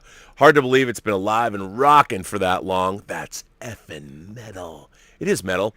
So in thinking through Zack Snyder's Justice League, and after having watched it 3 times, I realized that several of these stories actually will be continued in solo film sequels, such as Aquaman 2, Wonder Woman 3, and the Flash movie, all of which I'm super stoked for. That being said, the Warner Media possibly merging with another major film company or DC being bought out, do you think that the Snyderverse can continue even if it wasn't with some of the same actors or even the same producers? Maybe these are the words of a desperate Snyderverse fan wanting to see the unfinished story arc we saw in Zack Snyder's Justice League through to completion. Honestly, there's nothing complete about seeing Darkseid say, ready the Armada, we will go back to the old ways, or seeing Batfleck say to Martian Manhunter, we could use your help, or anything about that nightmare scene, seeing how there's just too much mystery to it. Snyder himself decided to film these scenes and insert them just last year, if I'm not mistaken. You're correct. Why would he do that if not planning to continue the Snyderverse? It just adds to the fans' appetite to want more of our beloved Justice League universe. I understand if Warner Brothers wants to cut off this franchise completely. It's all about the dough. It ain't your friends, it's your business. If it's not making the green, they can't make the scene. Unfortunately, that's life for the movie industry. Anyway, just thought I'd share my thoughts and hear yours and the Post-Geek singularities in the exchange. You, sir, have yourself a better day and have yourself a great Star Wars day. May the Force be with you always. Sincerely, Prestonian. Well, a great letter. Here's the thing, though. Everybody who talks about the Snyderverse, continue the Snyderverse, hashtag continue the Snyderverse. You know what they're not thinking about? Zack Snyder. We're only ever thinking about ourselves, and why shouldn't we? We're all selfish people. We're going to be dead soon. I want what I want, when I want it, how I want it, and I want it now. And there's nothing wrong with that. I don't think we're ever going to get any more Zack Snyderverse movies. The fact that we got Zack Snyder's Justice League was amazing in and of itself. By the way, shout out to Emma Bannon for sending me my 4K Steelbook, one of which I will be giving away on the 700th show. Yes. You'll actually get it this time. I promise.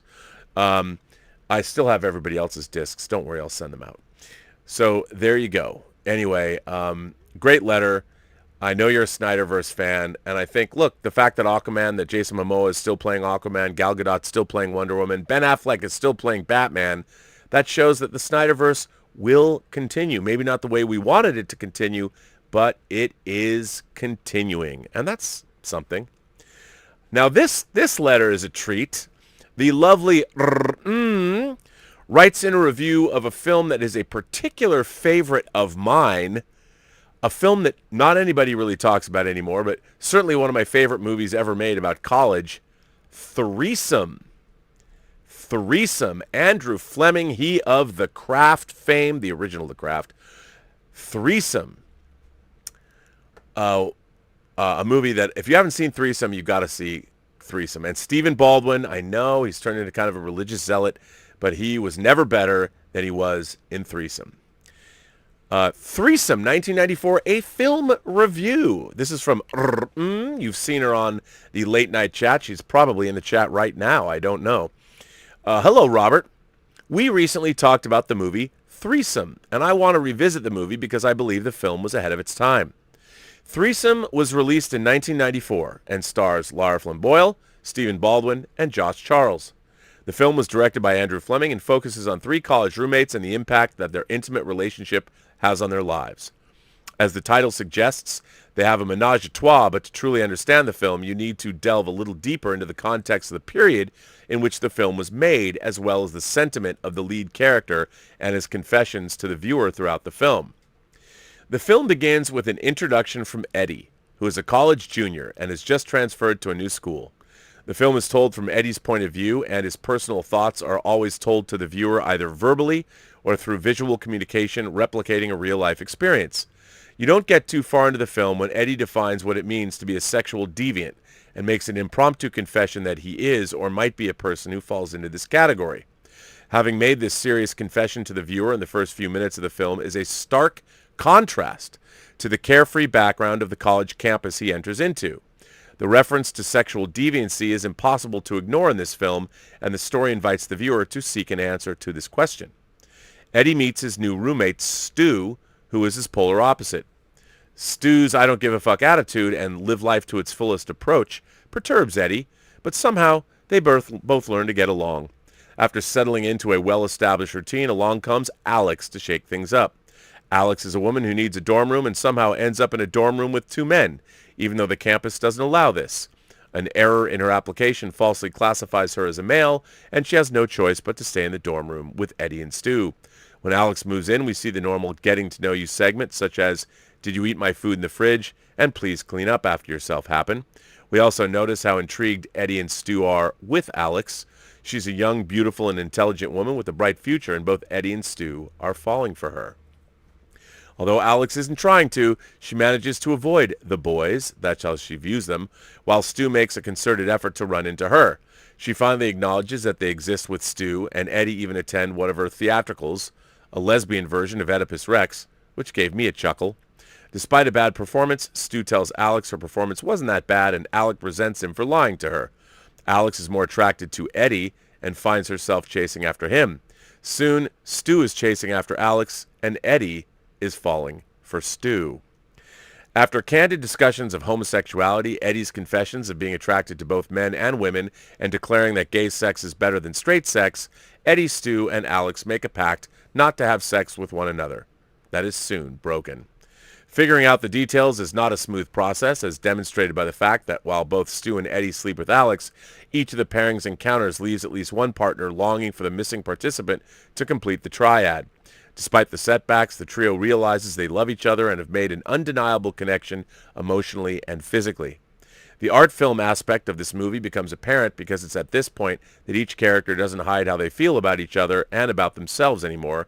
It's a release of the burden of hiding their feelings, and they can now express themselves in ways they've always wanted to. Uninhibited, unbridled, and passionate.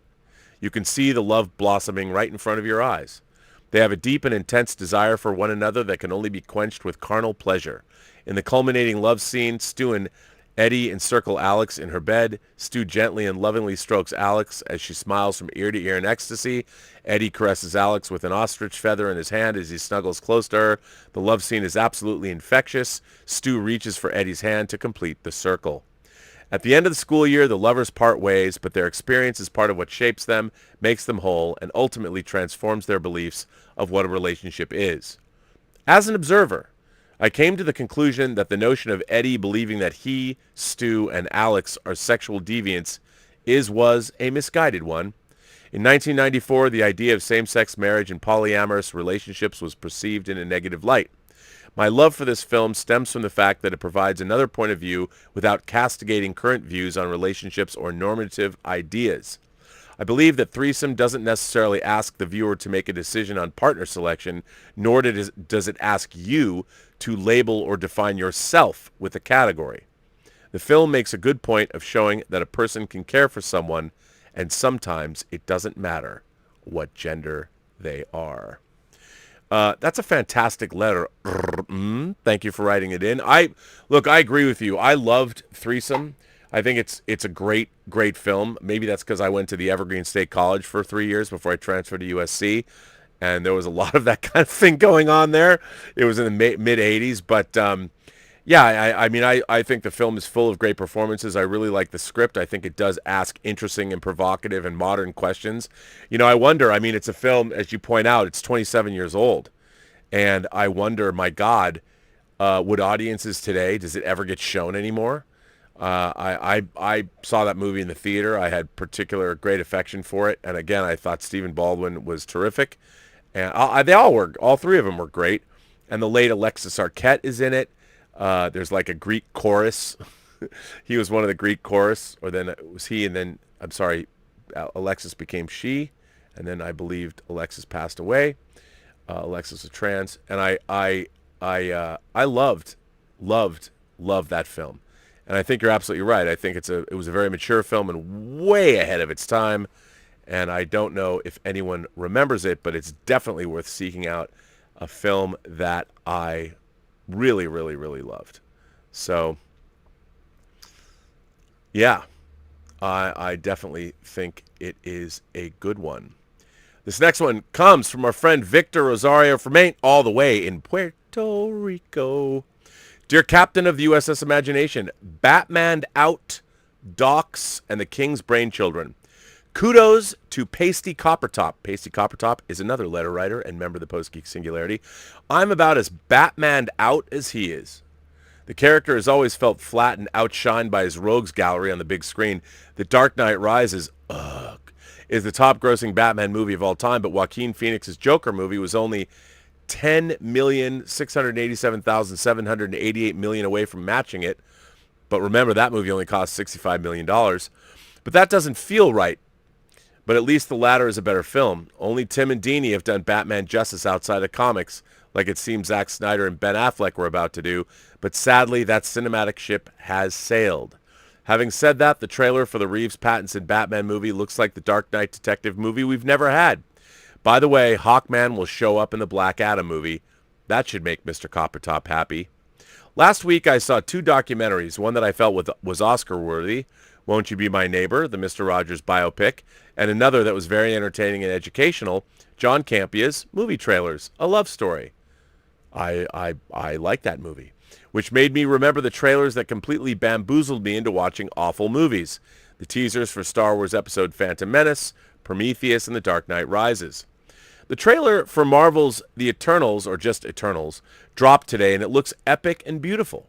As beautiful as Gemma Chan or as the breathtaking vistas Chloe Zhao regaled us in Nomadland. Jack Kirby's Brainchildren seem to be in good hands. I think that Skeeter Davis song means that the Red Celestial Arishem, the judge, is about to arrive. Ooh. Man, I love that idea. Oh, I hope they don't put that in the trailer and give that shit away, because that, oh my God, that would be so awesome.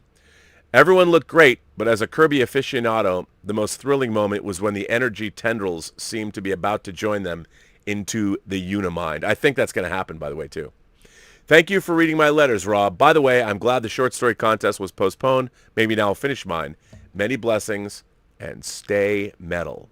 Victor Rosario from Maine, Carolina, Puerto Rico, UK. What a great letter.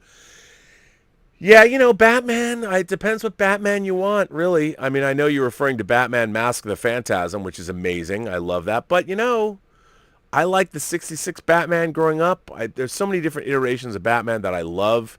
Has it been the character everybody's wanted to see? I still want to see the Neil Adams 70s Batman.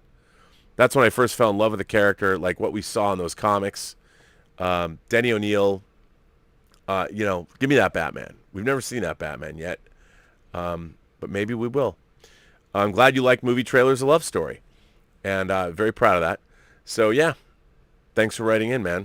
Always good to hear from you. And, boy, the Eternals, wow. Oh, that would be so awesome. We'll see. The Judge, and why wouldn't a Celestial come to Earth after the defeat of Thanos? Why wouldn't he? Interesting. Ooh, I like that idea. I haven't heard that. I haven't read that anywhere. Has that been a thing? Was that on Reddit?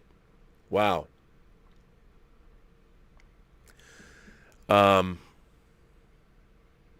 Really like that. Here's an interesting one. Pedro Ferreira. Our friend Pedro Ferreira is now going to turn his lens upon me. It's not easy being a geek who's interested in sci-fi, fantasy, and generally the fantastical. When you're not being picked or poked at for your devotion to what you see as cool, you're putting up with a horrible state of your beloved franchise because, damn it, you know you could do a better job. Robert Meyer Burnett's look at the struggles of the average Star Trek fan in Free Enterprise does exactly this. For those of you who don't know, Free Enterprise was a movie that I directed, co-wrote, and edited. It actually came out on June 4th, 1999. Written by him and Mark A. Altman, the movie sets out to explore how one television series in particular has shaped the lives of its fans. The making of this movie was no accident. Jon Favreau and Doug Liman's Swingers from 1996 had given rise to the 20-something culture fans, in this example, swing music. Like that movie, Free Enterprise had a fairly small budget, with both Burnett and Altman hoping for, but never really expecting, William Shatner to agree to be in the movie. He did end up agreeing to be in it after they developed his character and made it somewhat biographical to what was going on in Shatner's own life. Although some of what we see of Burnett's Robert and Altman's Mark, along with the Shatner persona on screen, do indeed share autobiographical elements, for the most part these are fictionalized versions of themselves. Free Enterprise unfortunately couldn't compete with the bigger contemporary movies of the year and flopped. Well, it flopped because it had no marketing or advertising budget. In an ironic twist of fate, however, the movie did gain a cult following thanks to VHS and DVD, mirroring how the original series Star Trek gained appreciation back in the day. Mark, played by Eric McCormack, and Robert, played by Rafer Weigel, are two geeks who like to prioritize their interests over relationships or work. Mark is the editor of a sci-fi cult magazine, while Rob has a job editing B-movies, and yet neither is happy with their lives. The main interest is in the original TV series Star Trek. While bringing them joy, it's also brought them problems with their girlfriends. The people they go out with just don't seem to appreciate the adventures of Captain Kirk. When Mark and Robert bump into Captain Kirk himself, played by William Shatner, they can't believe their luck until they find out he's not quite what they expected. Shatner's eager to do a one-man musical of William Shakespeare's Julius Caesar, which Mark knows is a bad idea. Meanwhile, Robert meets Claire, Audie England. He's excited to finally have found someone who shares his love of comics, old sci-fi movies, and TV shows. Mark and his friends, who feel neglected by Robert's new relationship, wonder how long it can last. But not everything is rosy with Robert's new relationship as well. Will Robert spiral into losing his new love and his friends all in one go, or can Mr. Shatner, or as his friends call him, Bill, come to Rob's rescue with relationship advice? Of course he will, because as every Star Trek fan knows, it's the human thing to do. In retrospect, some will say Shatner makes this movie what it is. No doubt his fictional performance of himself is fun, often melancholy, yet the film isn't about him, but about Mark and Robert's growing older without understanding responsibility or at times reality around them. Eric McCormack, who was on the cusp of becoming famous for the sitcom Will and Grace, and Rafer Weigel, who had just come off doing Star Wars Dark Forces 2 Jedi Knight, somehow managed to make their characters both lovable yet completely unlikable at the same time. I take particular pride in that, by the way. Robert and Mark treat women like objects for their pleasure and seem more interested in their hobbies than committing to a relationship with someone who might not put up with those hobbies. The introduction of Audie England's Claire offers hope, but the Robert we know this early in the movie that the disaster of some kind will strike. Outside of a fairly large group of friends, they're made fun of for idolizing Shatner's Kirk. Two amusing scenes at the beginning show how, as kids, they received separate versions of Shatner giving them advice. These visions united them into being close friends with an unhealthy obsession with Star Trek. The film does make some story and character errors. here and there and what it's trying to say, which isn't helped by the various flashbacks during the movie not allowing us to see the beginnings of their friendship. We would have in the sequel, brah. I know, I'm just kidding. I mean, I'm not kidding about that, but, Trekkies or geeks in general aren't always shown in a favorable light. We are meant to laugh at those two as they hang out with their friends at their local Toys R Us, where they lecture kids about leeching onto franchises like Star Wars, Shadows of the Empire from 1996 of all things. They never were alive to see on release. Generally being territorial towards younger generations, Robert can't believe Claire likes comics because she's a female. It's actually Claire who provides Robert with a much-needed wake-up call, telling him that not only females can like comics, but that he needs to show some responsibility in life in order to provide security for others. Free Enterprise also makes a point in one scene of having Robert argue with a girlfriend about his love of Star Trek. She feels it's an obsession while he argues her owning 50-plus shoes aren't any reason to criticize him. It's a fair point Robert brings up. For all the flack Star Trek fans get, being obsessed about a TV show is no different to being obsessed with a sport like football or baseball. The problem here is the script doesn't attempt to string this thread across the movie. Instead, questions are raised as to whether Mark and Robert need a reality check. Rafer Weigel is great as serial sponge Rob, who puts himself first above anyone else. He won't pay for anything because he's always broke, asking for handouts any moment he gets. Late in the movie, his whole life comes crashing down when he not only loses his job, his true love Claire, but also his apartment. Everyone can relax because he hooks up with his friend Sean, which leads to a hilarious moment when both of them and Sean's girlfriend are in bed together. Sean, of course, doesn't mind one bit since he was feeling neglected by Robert due to him spending more time with Claire. Interestingly, Patrick Van Horn was in Swingers, which, as mentioned, was partly the inspiration for this movie. McCormack is awesome as psychoanalytical Mark. The man is incredibly articulate, his delivery like he's reciting a film script, but he's miserable, constantly complaining to Robert about his own life problems and fearing his upcoming birthday because he'll turn 30. He's fooled himself into thinking his life will end at 30 because of the film Logan's Run, which leads to an enjoyable dream sequence of Mark being chased by Robert in full Logan's Run gear, complete with blinking palm light. For many, the reason to watch this movie is seeing Shatner himself send up as a drunk who wants to be taken seriously as a thespian. His continued idea of having Sharon Stone in his project is a funny recurring joke. He feels worried to begin with, being stalked in a bookshop by his two major fans, but seeing an opportunity to stage his absurd version of Julius Caesar, so he'll happily embrace fandom. They both know it's a ridiculous idea, but want to look after the project if it means keeping in touch with their living legend. Shatner's part is limited, but when he's on screen, he shines, whether he's getting drunk, hanging out with his homies, doing a rap version of William Shakespeare's play, this has to be seen to be believed, or trying to make a new start with someone, in this case Marlena, played by Deborah Van Valkenburg, who can see through Shatner's charm offensive a mile away.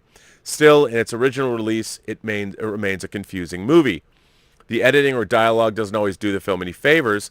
The first scene involves Mark pitching an awful horror adaptation of the Brady Bunch to a studio head, yet there's no real funny punchline to the pitch. Come on, man, the pitch is the punchline. The opening credits we get after are a collection of strange psychedelic shapes set to some 60s jazz music. It doesn't have any resemblance to Star Trek or the movie that follows after. Au contraire, my friend Pedro, you have to see the episode, Is There in Truth No Beauty? The opening credits are the realm the Enterprise finds itself in after Larry Marvick pirates the ship away. But that's something, it's a very, very deep cut, obscure reference. Scott Spock's music never entirely seems fitting for a movie about Star Trek fandom. In fact, the actual message of the movie was left out of the original theatrical release, in which Shatner toward the end of the film tells Mark and Robert how liking Star Trek is fine, but they need to incorporate reality into their lives to become a better person than who they watch on TV. He tells the true story of coming across a burning house and feeling his duty as Captain Kirk to rescue a boy thought trapped inside only to come out ridiculed. He knows his Julius Caesar project is stupid, but he has to try anyway. He can't be the hero Mark and Robert and fandom have made him out to be, but he has to try and be better than he is. This guy is the theme of the movie, and I'm not sure why it was left out of the original theatrical cut, but it's sorely missing. You need to see the 2006 longer version, my preferred version of the film, which I'll be able to share with you on Vimeo if you really want to see it.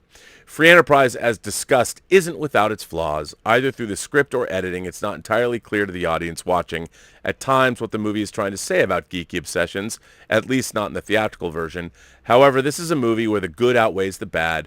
Though the movie has issues, it remains a charming comedy about how the love of a TV show can both limit a person, yet ultimately force them to achieve better.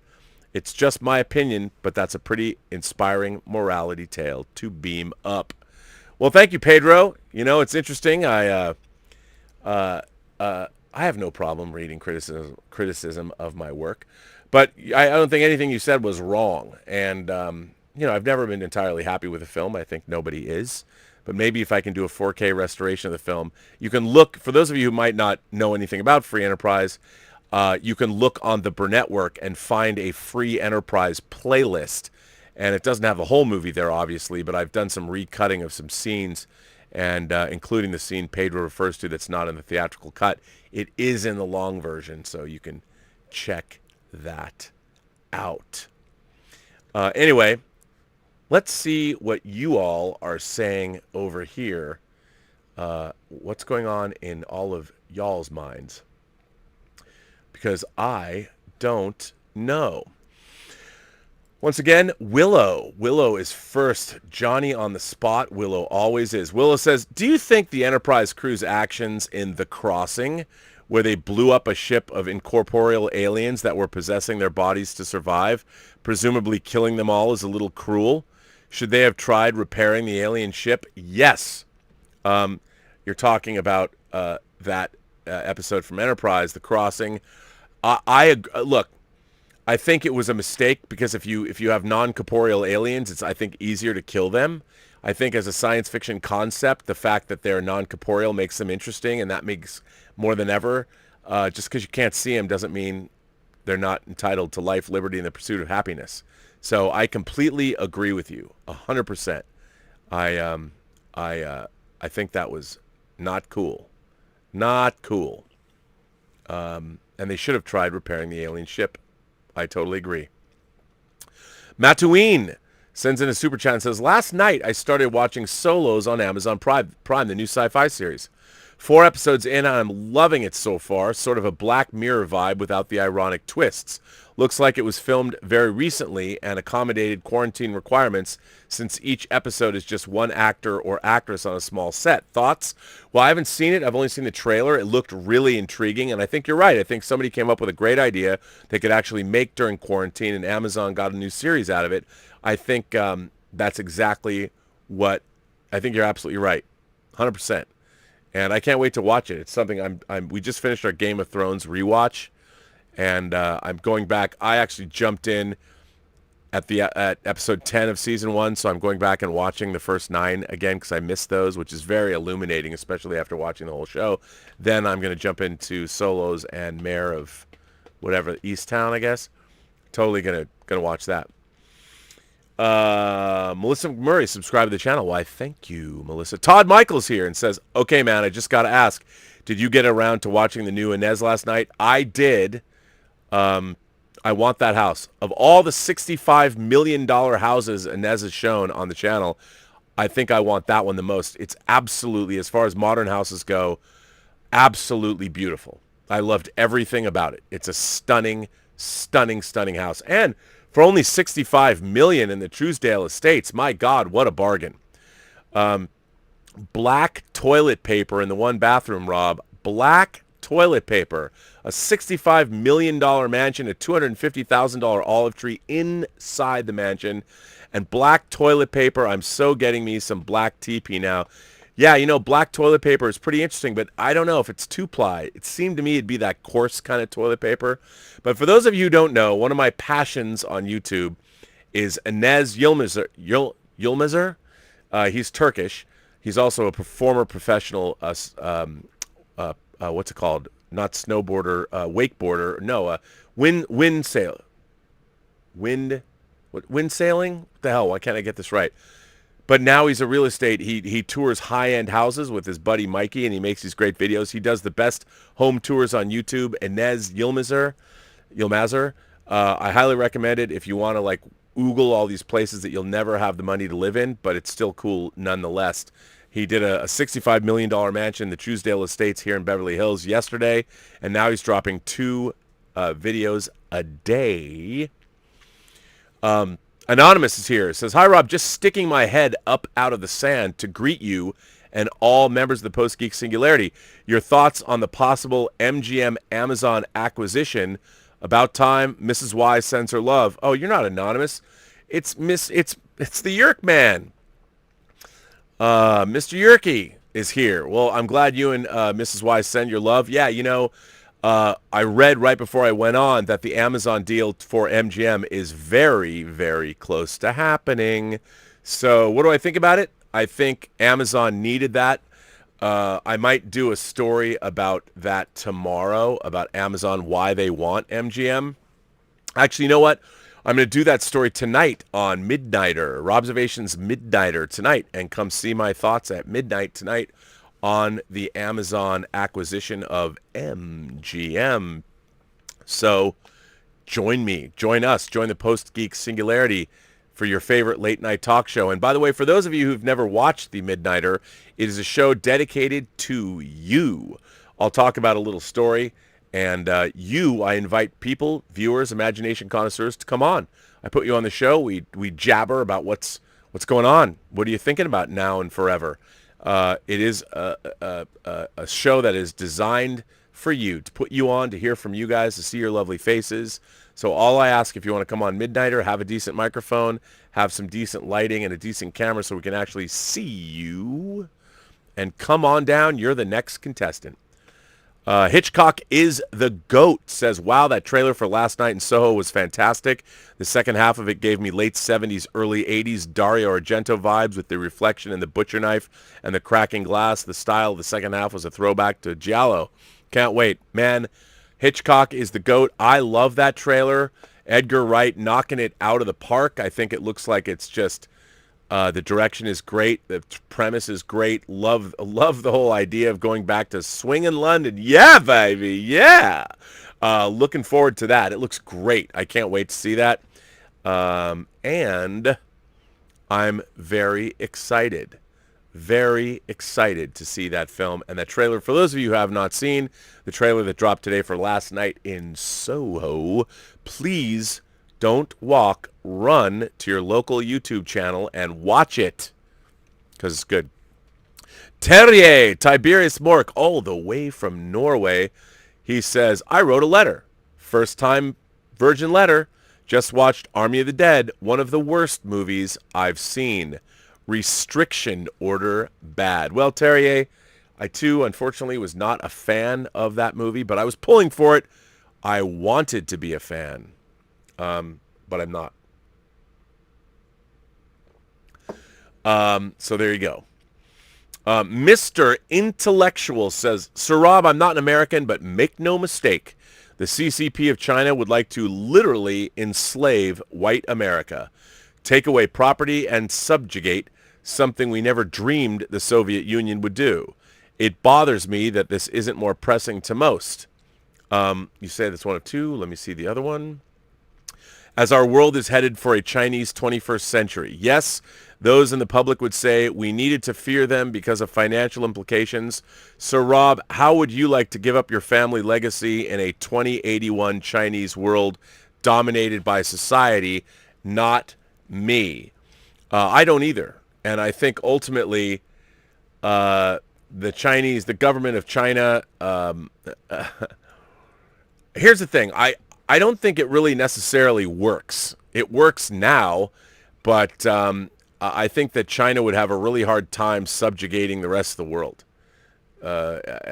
So I'm optimistic. I mean, they're going to have to change eventually, I think. But hey, one never knows. It's certainly going to be interesting. If China was going to subjugate the world, that's a lot of manpower it needs to do so. And who knows? And the fact is, ultimately, with the way social media is now, limiting social media is going to be a problem, I think. But we'll see. I don't necessarily fear China, but I think we need to stand up to China. We basically bend over backwards and take it all the time from China. And that's going to have to change. Nick Parrish says, what's up, Rob? I'm glad you mentioned the John Cena calamity, and I never bring politics up on your show. But from an entertainment view, aren't you concerned the apology could not only kill John Cena's image here, but also hurt F9's biz in democratic Asian countries? I don't think so. I mean, look, John Cena, I'll tell you something. You know what Americans understand? Money. Money. John Cena he was doing what the studio wanted him to do. He took one on the chin for the greater good, so all of his castmates could make that fat check that they're going to get when F9 crosses $1.5 billion worldwide or whatever. Is it a bad look? Yeah. As a matter of fact, you know what I didn't go over, and since you were bringing it up, I'll deal with it. But the New York Post, obviously, John Cena bending the knee to China was not something people were fond of, and so let me just read this to you. I pulled this up, and this was from the New York Post. John Cena called pathetic for apologizing to China over Taiwan remark. This was published at 2:25 by Mark Moore today. John Cena was on the receiving end of a pile driver Tuesday from American Twitter users after his pathetic apology to China for referring to Taiwan as a country during a promotional spot for his new movie F9. Taiwan is a country. Hong Kong should be free. If you're unwilling to say these things because it might hurt your bottom line, you are a pathetic coward, conservative pundit Ben Shapiro posted on his Twitter account. Pathetic was Republican Senator Tom Cotton's reaction to Cena's mea culpa. Cena, speaking Mandarin, went on Chinese social media site Weibo Tuesday to apologize for calling Taiwan a country during a promotional interview for Fast 9. Thing is, Taiwan is a country. It's just China doesn't recognize it as such. The Chinese, who consider Taiwan a rogue province that is part of their territory, erupted in outrage at his blunder. I made one mistake. I have to say something very, very, very important now. I love and respect China and the Chinese people. I'm very, very, very sorry about my mistake. I apologize. I'm very sorry. You must understand that I really love, really respect China and the Chinese people. My apologies. See you, Cena said. But many Chinese netizens were unsatisfied with the gesture because Cena stopped short of saying that Taiwan is a part of China in his statement. Still didn't say Taiwan is China. Is it so difficult? One user wrote under his post. It's not. Now here's other. Keith Oberman said, how shameful, Cena. Taiwan is a country and a democracy. You just apologized to a dictatorship. Joe Walsh said, pathetic, John Cena, just pathetic. Actually, it's better to post a video and directly say that Taiwan is a part of China. What's the point of apologizing? Posted another user. Please say Taiwan is a part of China in Chinese, otherwise we will not accept, demanded another commentator. The apology set off its own firestorm in the U.S. Keith Oberman, the former ESPN and MSNBC commentator who knows his way around controversy, called Cena's remark shameful. Tom Cotton said pathetic. Jim Sciutto says, why not call a decades-long healthy and functioning democracy a country? Well, because much of Hollywood operates in fear of Beijing, many of its blockbuster movies dependent on the mainland Chinese market. That is absolutely true. Taiwan is a country and a democracy. You just apologized to a dictatorship. Cena should be asked on his little movie promotion junket if he accepts or rejects the U.S. State Department's conclusion that China is engaged in genocide against ethnic and religious minorities of color in Xinjiang, said conservative commentator Guy Benson. CNN anchor Jim Sciutto was also part of the Twitter tag team that piled on Cena. Others recalled Cena's career as a champion professional wrestler and expressed their disappointment in his kowtowing to a rival of the U.S. I grew up watching this man never lose and always come through to save the day for me. Tonight I see a coward who just lost to China. At It Begins 2012 tweeted, what a sad day for all John Cena fans. The WWE's John Cena would have done the exact opposite in the situation. I guess this is his true side, and he was just playing a role all these years. Well, again, as I said before, look, you can be idealistic. You can be as idealistic as you want, but in the face of hundreds of millions of dollars at stake, where's your idealism going to be? I don't think any of us have ever been in that position before. And until we are, well, it's easy to cast aspersions or throw stones at someone.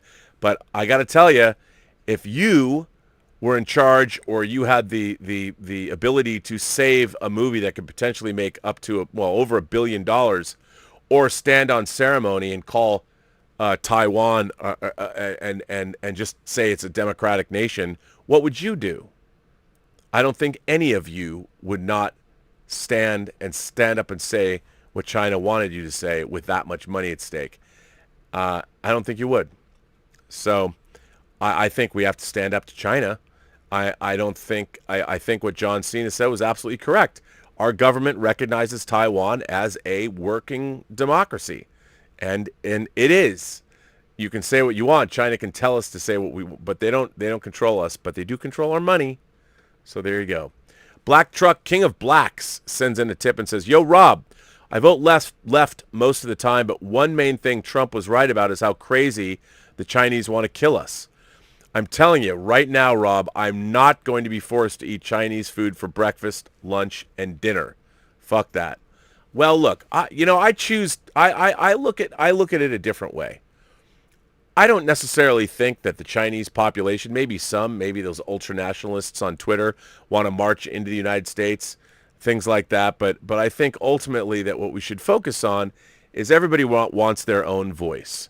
And I think that ultimately what we want to do is we want to see what happens, the same thing that happened in the former Soviet Union, which is that the wall will fall and the Chinese government will be overtaken. I think it might happen because ultimately no one likes to live under a dictatorship. David Crabtree, our resident comic artist who draws cool mecha. David Crabtree says, "Greetings, Sir Rob. I just want to let you know I'm working on some much overdue artwork for the Burnettwork and the Post-Geek Singularity. Let's just say it's going to be very metal." Oh, David Crabtree, you know how much I like your artwork. So that would be great. I'll incorporate it into the shows for sure. Nick Parrish sends in a tip and says, "Oh, Rob, since we have the big box office resurgence coming this weekend, it's time to play the prediction game. No tip bet this time, just fun. I have A Quiet Place 2 at 55 million for the 3-day and Cruella at 35 for the 3-day. Where are you, Rob, on this?" You know what? I'm going to go higher than you.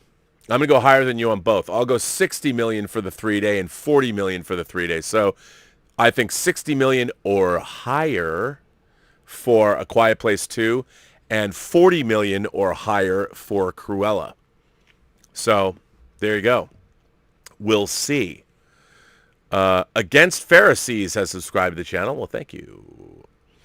200 Watt Studio sends a $2 super chat and says, "Hollywood bloodsuckers got the karma they deserved." Well, I don't know what you mean by that one, but that's happening just about every day as far as I'm concerned. Some people don't. 200 Watt Studio also says, "I ordered the Killer Blu-ray this morning from Hong Kong Rescue." That's the company that made this. And apparently they've got an actual license to do John Woo's Bullet in the Head, which I also really liked. Grand Wazoo 42 sent in a super chat and says, "I put my money where my mouth is. The Raise Hellathon, hashtag Raise Hellathon." So for those of you who don't know, we're not watching Midnight Metal last week. Director Dave Parker, myself, and Brett Pierce, one half of the Brothers Pierce, who made last summer's top-grossing movie during the pandemic, The Wretched, came up with a cockamamie idea. We are going to launch something we're going to call the Raise Hellathon and see if we can raise, get this, via social media and online, $6,666,000 by Halloween to make 3 horror films, one directed by me, one directed by Dave, and one directed by the Pierce brothers who made The Wretched. We're going to try. It's insane. It's never been tried. Even the Veronica Mars movie could only gross $5 million, and we're not Veronica Mars. It's a 1,000,000 to 1 shot to raise $6,666,000 by Halloween. It's insane. But I'll tell you what, if we didn't do it, I know for a fact we're not going to raise the money. So we're going to try it. It's called the Raise Hellathon to make 3 films. And of course, they'll be the first movies whose production will be entirely covered on social media. Every aspect of production, everything from casting, you will all be witnesses. And one of the really interesting things about it, I think, is that if we pull it off, the way we would do it is we'd use the same crew. We'd shoot it like a TV show. We'd swap out the directors and probably the DP, I would imagine. but the rest of the crew would be the same, and we'd probably shoot straight through. So we'd probably shoot for 72 days, or maybe cheaper, probably, maybe 20 days each. So 60 days. 72 is too much for luxury. We've only got 2.2 million to make these movies. And what I would insist upon is that we'd have entire transparency with the money raised. We'd actually have a ticker, and it would update in real time whenever money is spent, and you'd know exactly what the money is being spent on. So that's something I don't ever want to get involved in a crowdfunding campaign where money and where it goes is suspect. And plus, I think it'd probably be interesting to show exactly how money is spent on a movie. So if you're interested, tell people, these crazy people on the Burnettwork, and these 3 directors, producers are going to raise $6,666,000 in the Raise Hellathon beginning June 6th at 6 o'clock and 6 minutes. And we're going to go till Halloween on the 31st of October. And then the films are going to come out on the following October 31st of 2022. That's the point. That's what we're trying for. So I want to thank you, Grand Wazoo. I guess you're the first person to put money in. I will take this super chat of yours after YouTube takes its cut, and I will put it into the kitty. So you're the first person to donate to the Raise Hellathon. So thanks for that. I've even started getting posters and artwork from people. Brenda, I have to make sure that the brothers Pierce and Dave Parker didn't just say yes because it was a drunken night on Midnight Metal. By the way, the lead singer of the band Chaosium, which has been burning up YouTube, Chaosium, is going to join us on Midnight Metal this Saturday night. So if you're fans of the band Chaosium, join us. Brendan G says, Rob, I was watching an online documentary about Star Trek 4. I was surprised to hear that 95% of the whale footage was done with practical effects and animatronics. It's true. I'm not sure I've seen such seamless and realistic use of practical effects. Your thoughts? Well, the same man who did effects for Free Willy did those whale effects. And it is true. They built animatronics. And they were pretty cool. As a matter of fact, on Free Willy, I helped shoot test footage for Free Willy. Pretty amazing. Robert Conrad says, hi, Rob. Wednesday, early morning, the Western U.S. will get a full view of the lunar eclipse. I'm excited. Can you recommend a great space documentary? Yeah, For All Mankind is a great space documentary. Check that out. Actually, NASA released on DVD, I want to say 20 years ago, documentaries about the entire Apollo, their whole space program, which is definitely worth watching. But For All Mankind is quite good. Also, the Apollo 11 documentary that came out 2 years ago, that has all the restored, they found all the 70 millimeter footage. It's incredible. Incredible. Emil Johansson says, I think movies don't compete as good as streaming as series do. Movies are much shorter, so people barely need to subscribe to watch them and then be done. I miss the cinema spectacle. Watching Godzilla vs. Kong wasn't the same on a TV. I totally agree with you, Emil. I will always prefer the theatrical experience to watch anything. I would. So, yeah, I mean, I would go see, like, think about it, Falcon versus Winter Soldier. Falcon and the Winter Soldier. I would have paid to see that in a theater, a 6-hour event spectacle. I totally would have gone to see that. It would have been great. Richard sends in a tip and says, the MCU as theme park thing is bizarre. Are we going to pretend that Iron Man, Captain America, and Thor didn't have several year-long character arcs? Maybe those arcs weren't executed as beautifully as the 3D visuals, but I'm certain that's what kept people something. But, I don't think it's a theme park. I mean, I don't think we're going to pretend that they, that they disappeared or whatever. I'm not quite sure what you're getting at here, but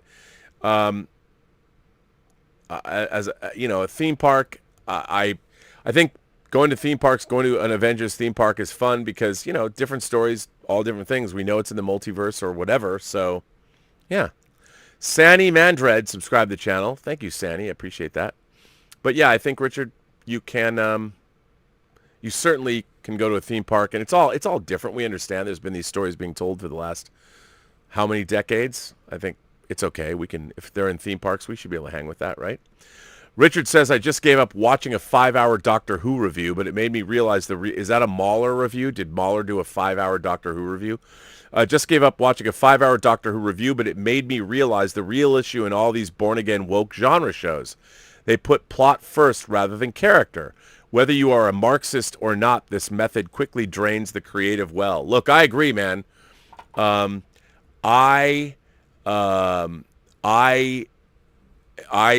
believe in, I always say, never put your universe or your agenda before your characters and your story. Everything has to begin with story. Has to. Louis Terrazas sends in a tip and says, breaking news. The deal is done, Mod. 007 is going to be a property of the Bezos Kingdom. Damn, Rob, isn't it funny that Bezos is a 007 baddie, especially with the space company connection? I don't know about you, but I love this move. The next films should be real good. Well, hang on. Let's see if this is true. I'm looking on Deadline. Wow, there was a streaming outage on HBO Max. Well, I don't see that the deal is done yet. It's not on the main trades. Let's see if it's on the Hollywood Reporter.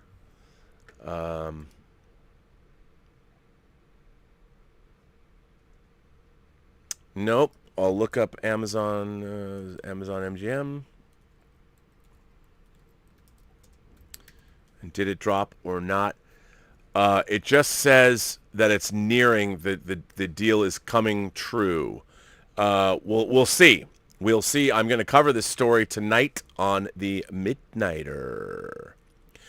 200 Watt Studio says, woohoo, just came from my mailbox with the new 4K of The Final Countdown.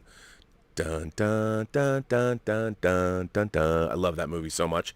I, too, should have my 4K of The Final Countdown. Thank you, Blue Underground. Yes, Blue Underground. William Lustig's company put out the Final Countdown. What a pricey Blu-ray it is, or 4K it is, but worth it. But worth it. Yeah, so that's exciting. I should have mine too.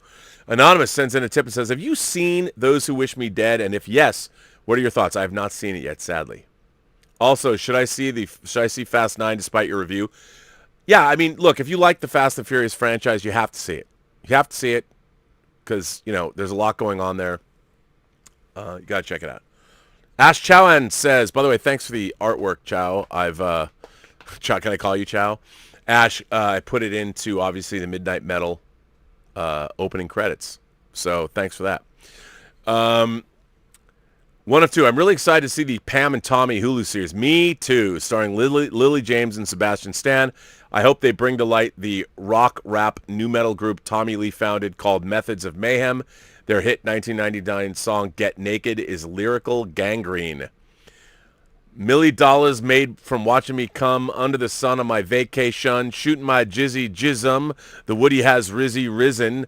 I ain't getting paid to entertain your bridal shower, rocking my porno tape for hours. Clitoris is fearing me. It's bigger than Ron Jeremy. Is that really the lyrics? Those are fantastic lyrics. I don't know the song, so I can't. $1,000,000 made from watching me come under the sun on my vacation, shooting my jizzy jism. The Woody has risen.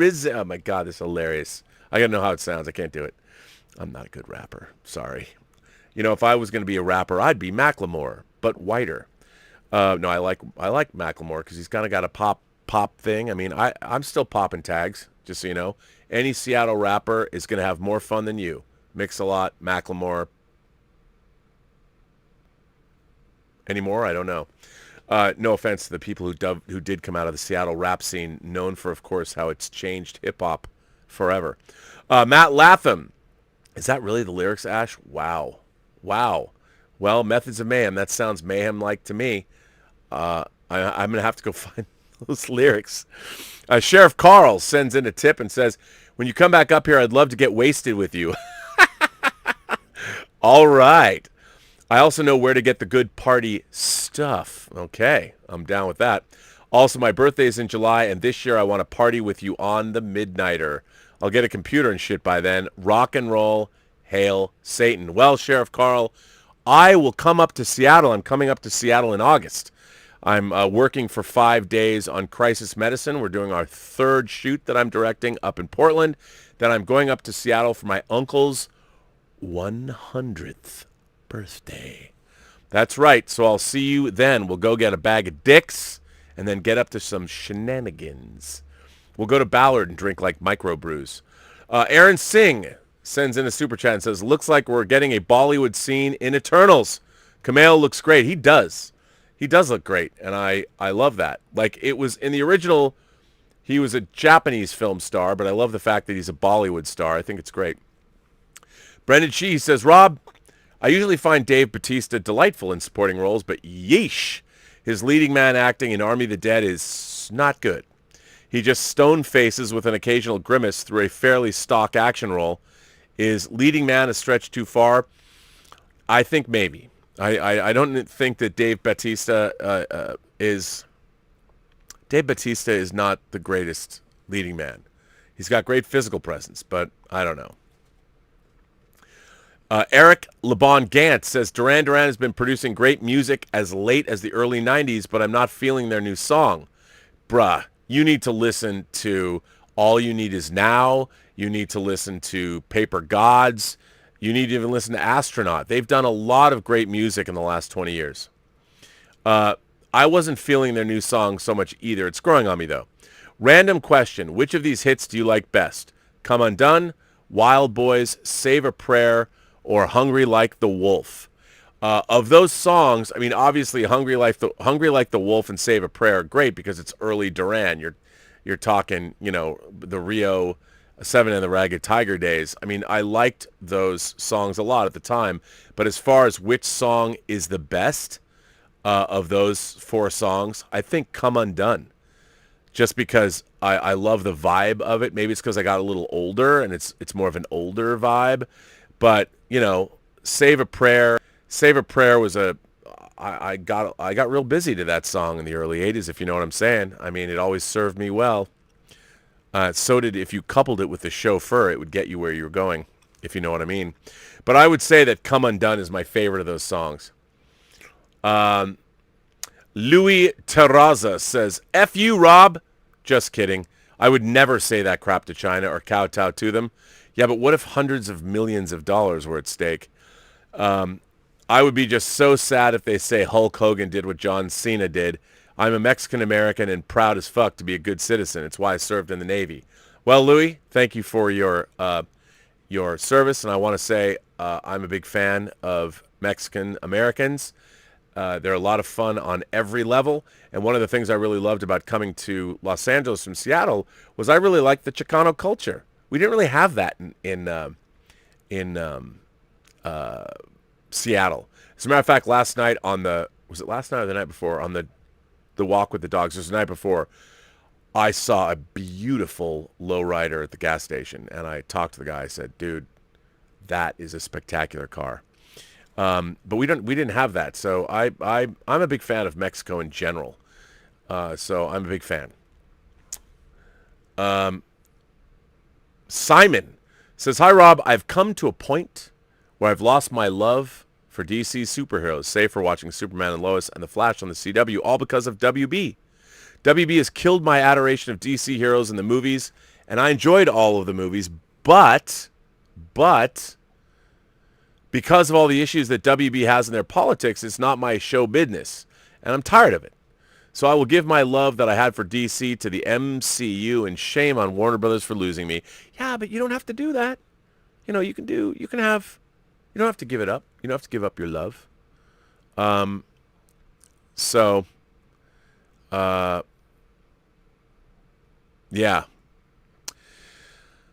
I don't know. I don't allow studio politics to get in the way of characters that you love. Don't. Yeah, don't do that. I'm not telling you what you should or shouldn't do, but you don't need to do that, I don't think. Sheriff Carl says China needs more metal, just like the former Soviet Union did. Metal makes shit better. It's just scientific fact. Yeah, I don't think China's metal. I I don't. But you might be right, Sheriff Carl. We'll have to talk about it over that stuff. Brandon Valenzuela sends in a super chat and says, easy there, Clark Wolf might have an issue with that word hellathon. Uh-oh. Is that true? I don't know. She is not a big fan of mine at all. Let's see. Maybe I'm typing in Clark Wolf and hellathon. I don't see anything. Nothing came up. I don't know what she means by. I don't know what that means. Should I not use that word? I mean, it just seemed like the kind of thing. It seemed like it's actually the Rays Hellathon, and it fits. Simon, I don't let a studio. I just want to reiterate, don't let a studio take your love away. Don't let it happen. Richard sends in a tip and says, I don't know if you saw Michael Chabon's awful blow about the Romulans. Why does he have the narcissism of a 15-year-old girl who loves every meaningless thing he writes and cares more about that than telling a story well to the audience? Oh, I did.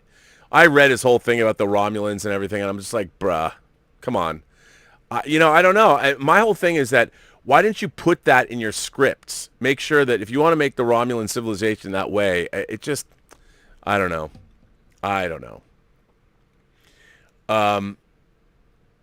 Yeah. I don't know why he does that. I don't know. Sheriff Carl says, dude, I live in Ballard and drink exclusively in the divey shitholes next to my band's practice space, which is where Mother Love Bone and Soundgarden used to practice. It looks like the Ninja Turtles live there.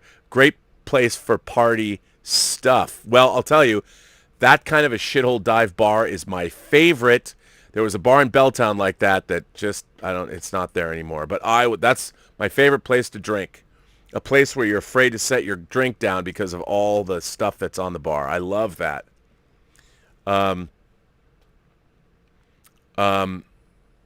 So there you go. Anonymous says, that's because Seattle as a whole sucks, especially the Mariners and the Seahawks. Choke.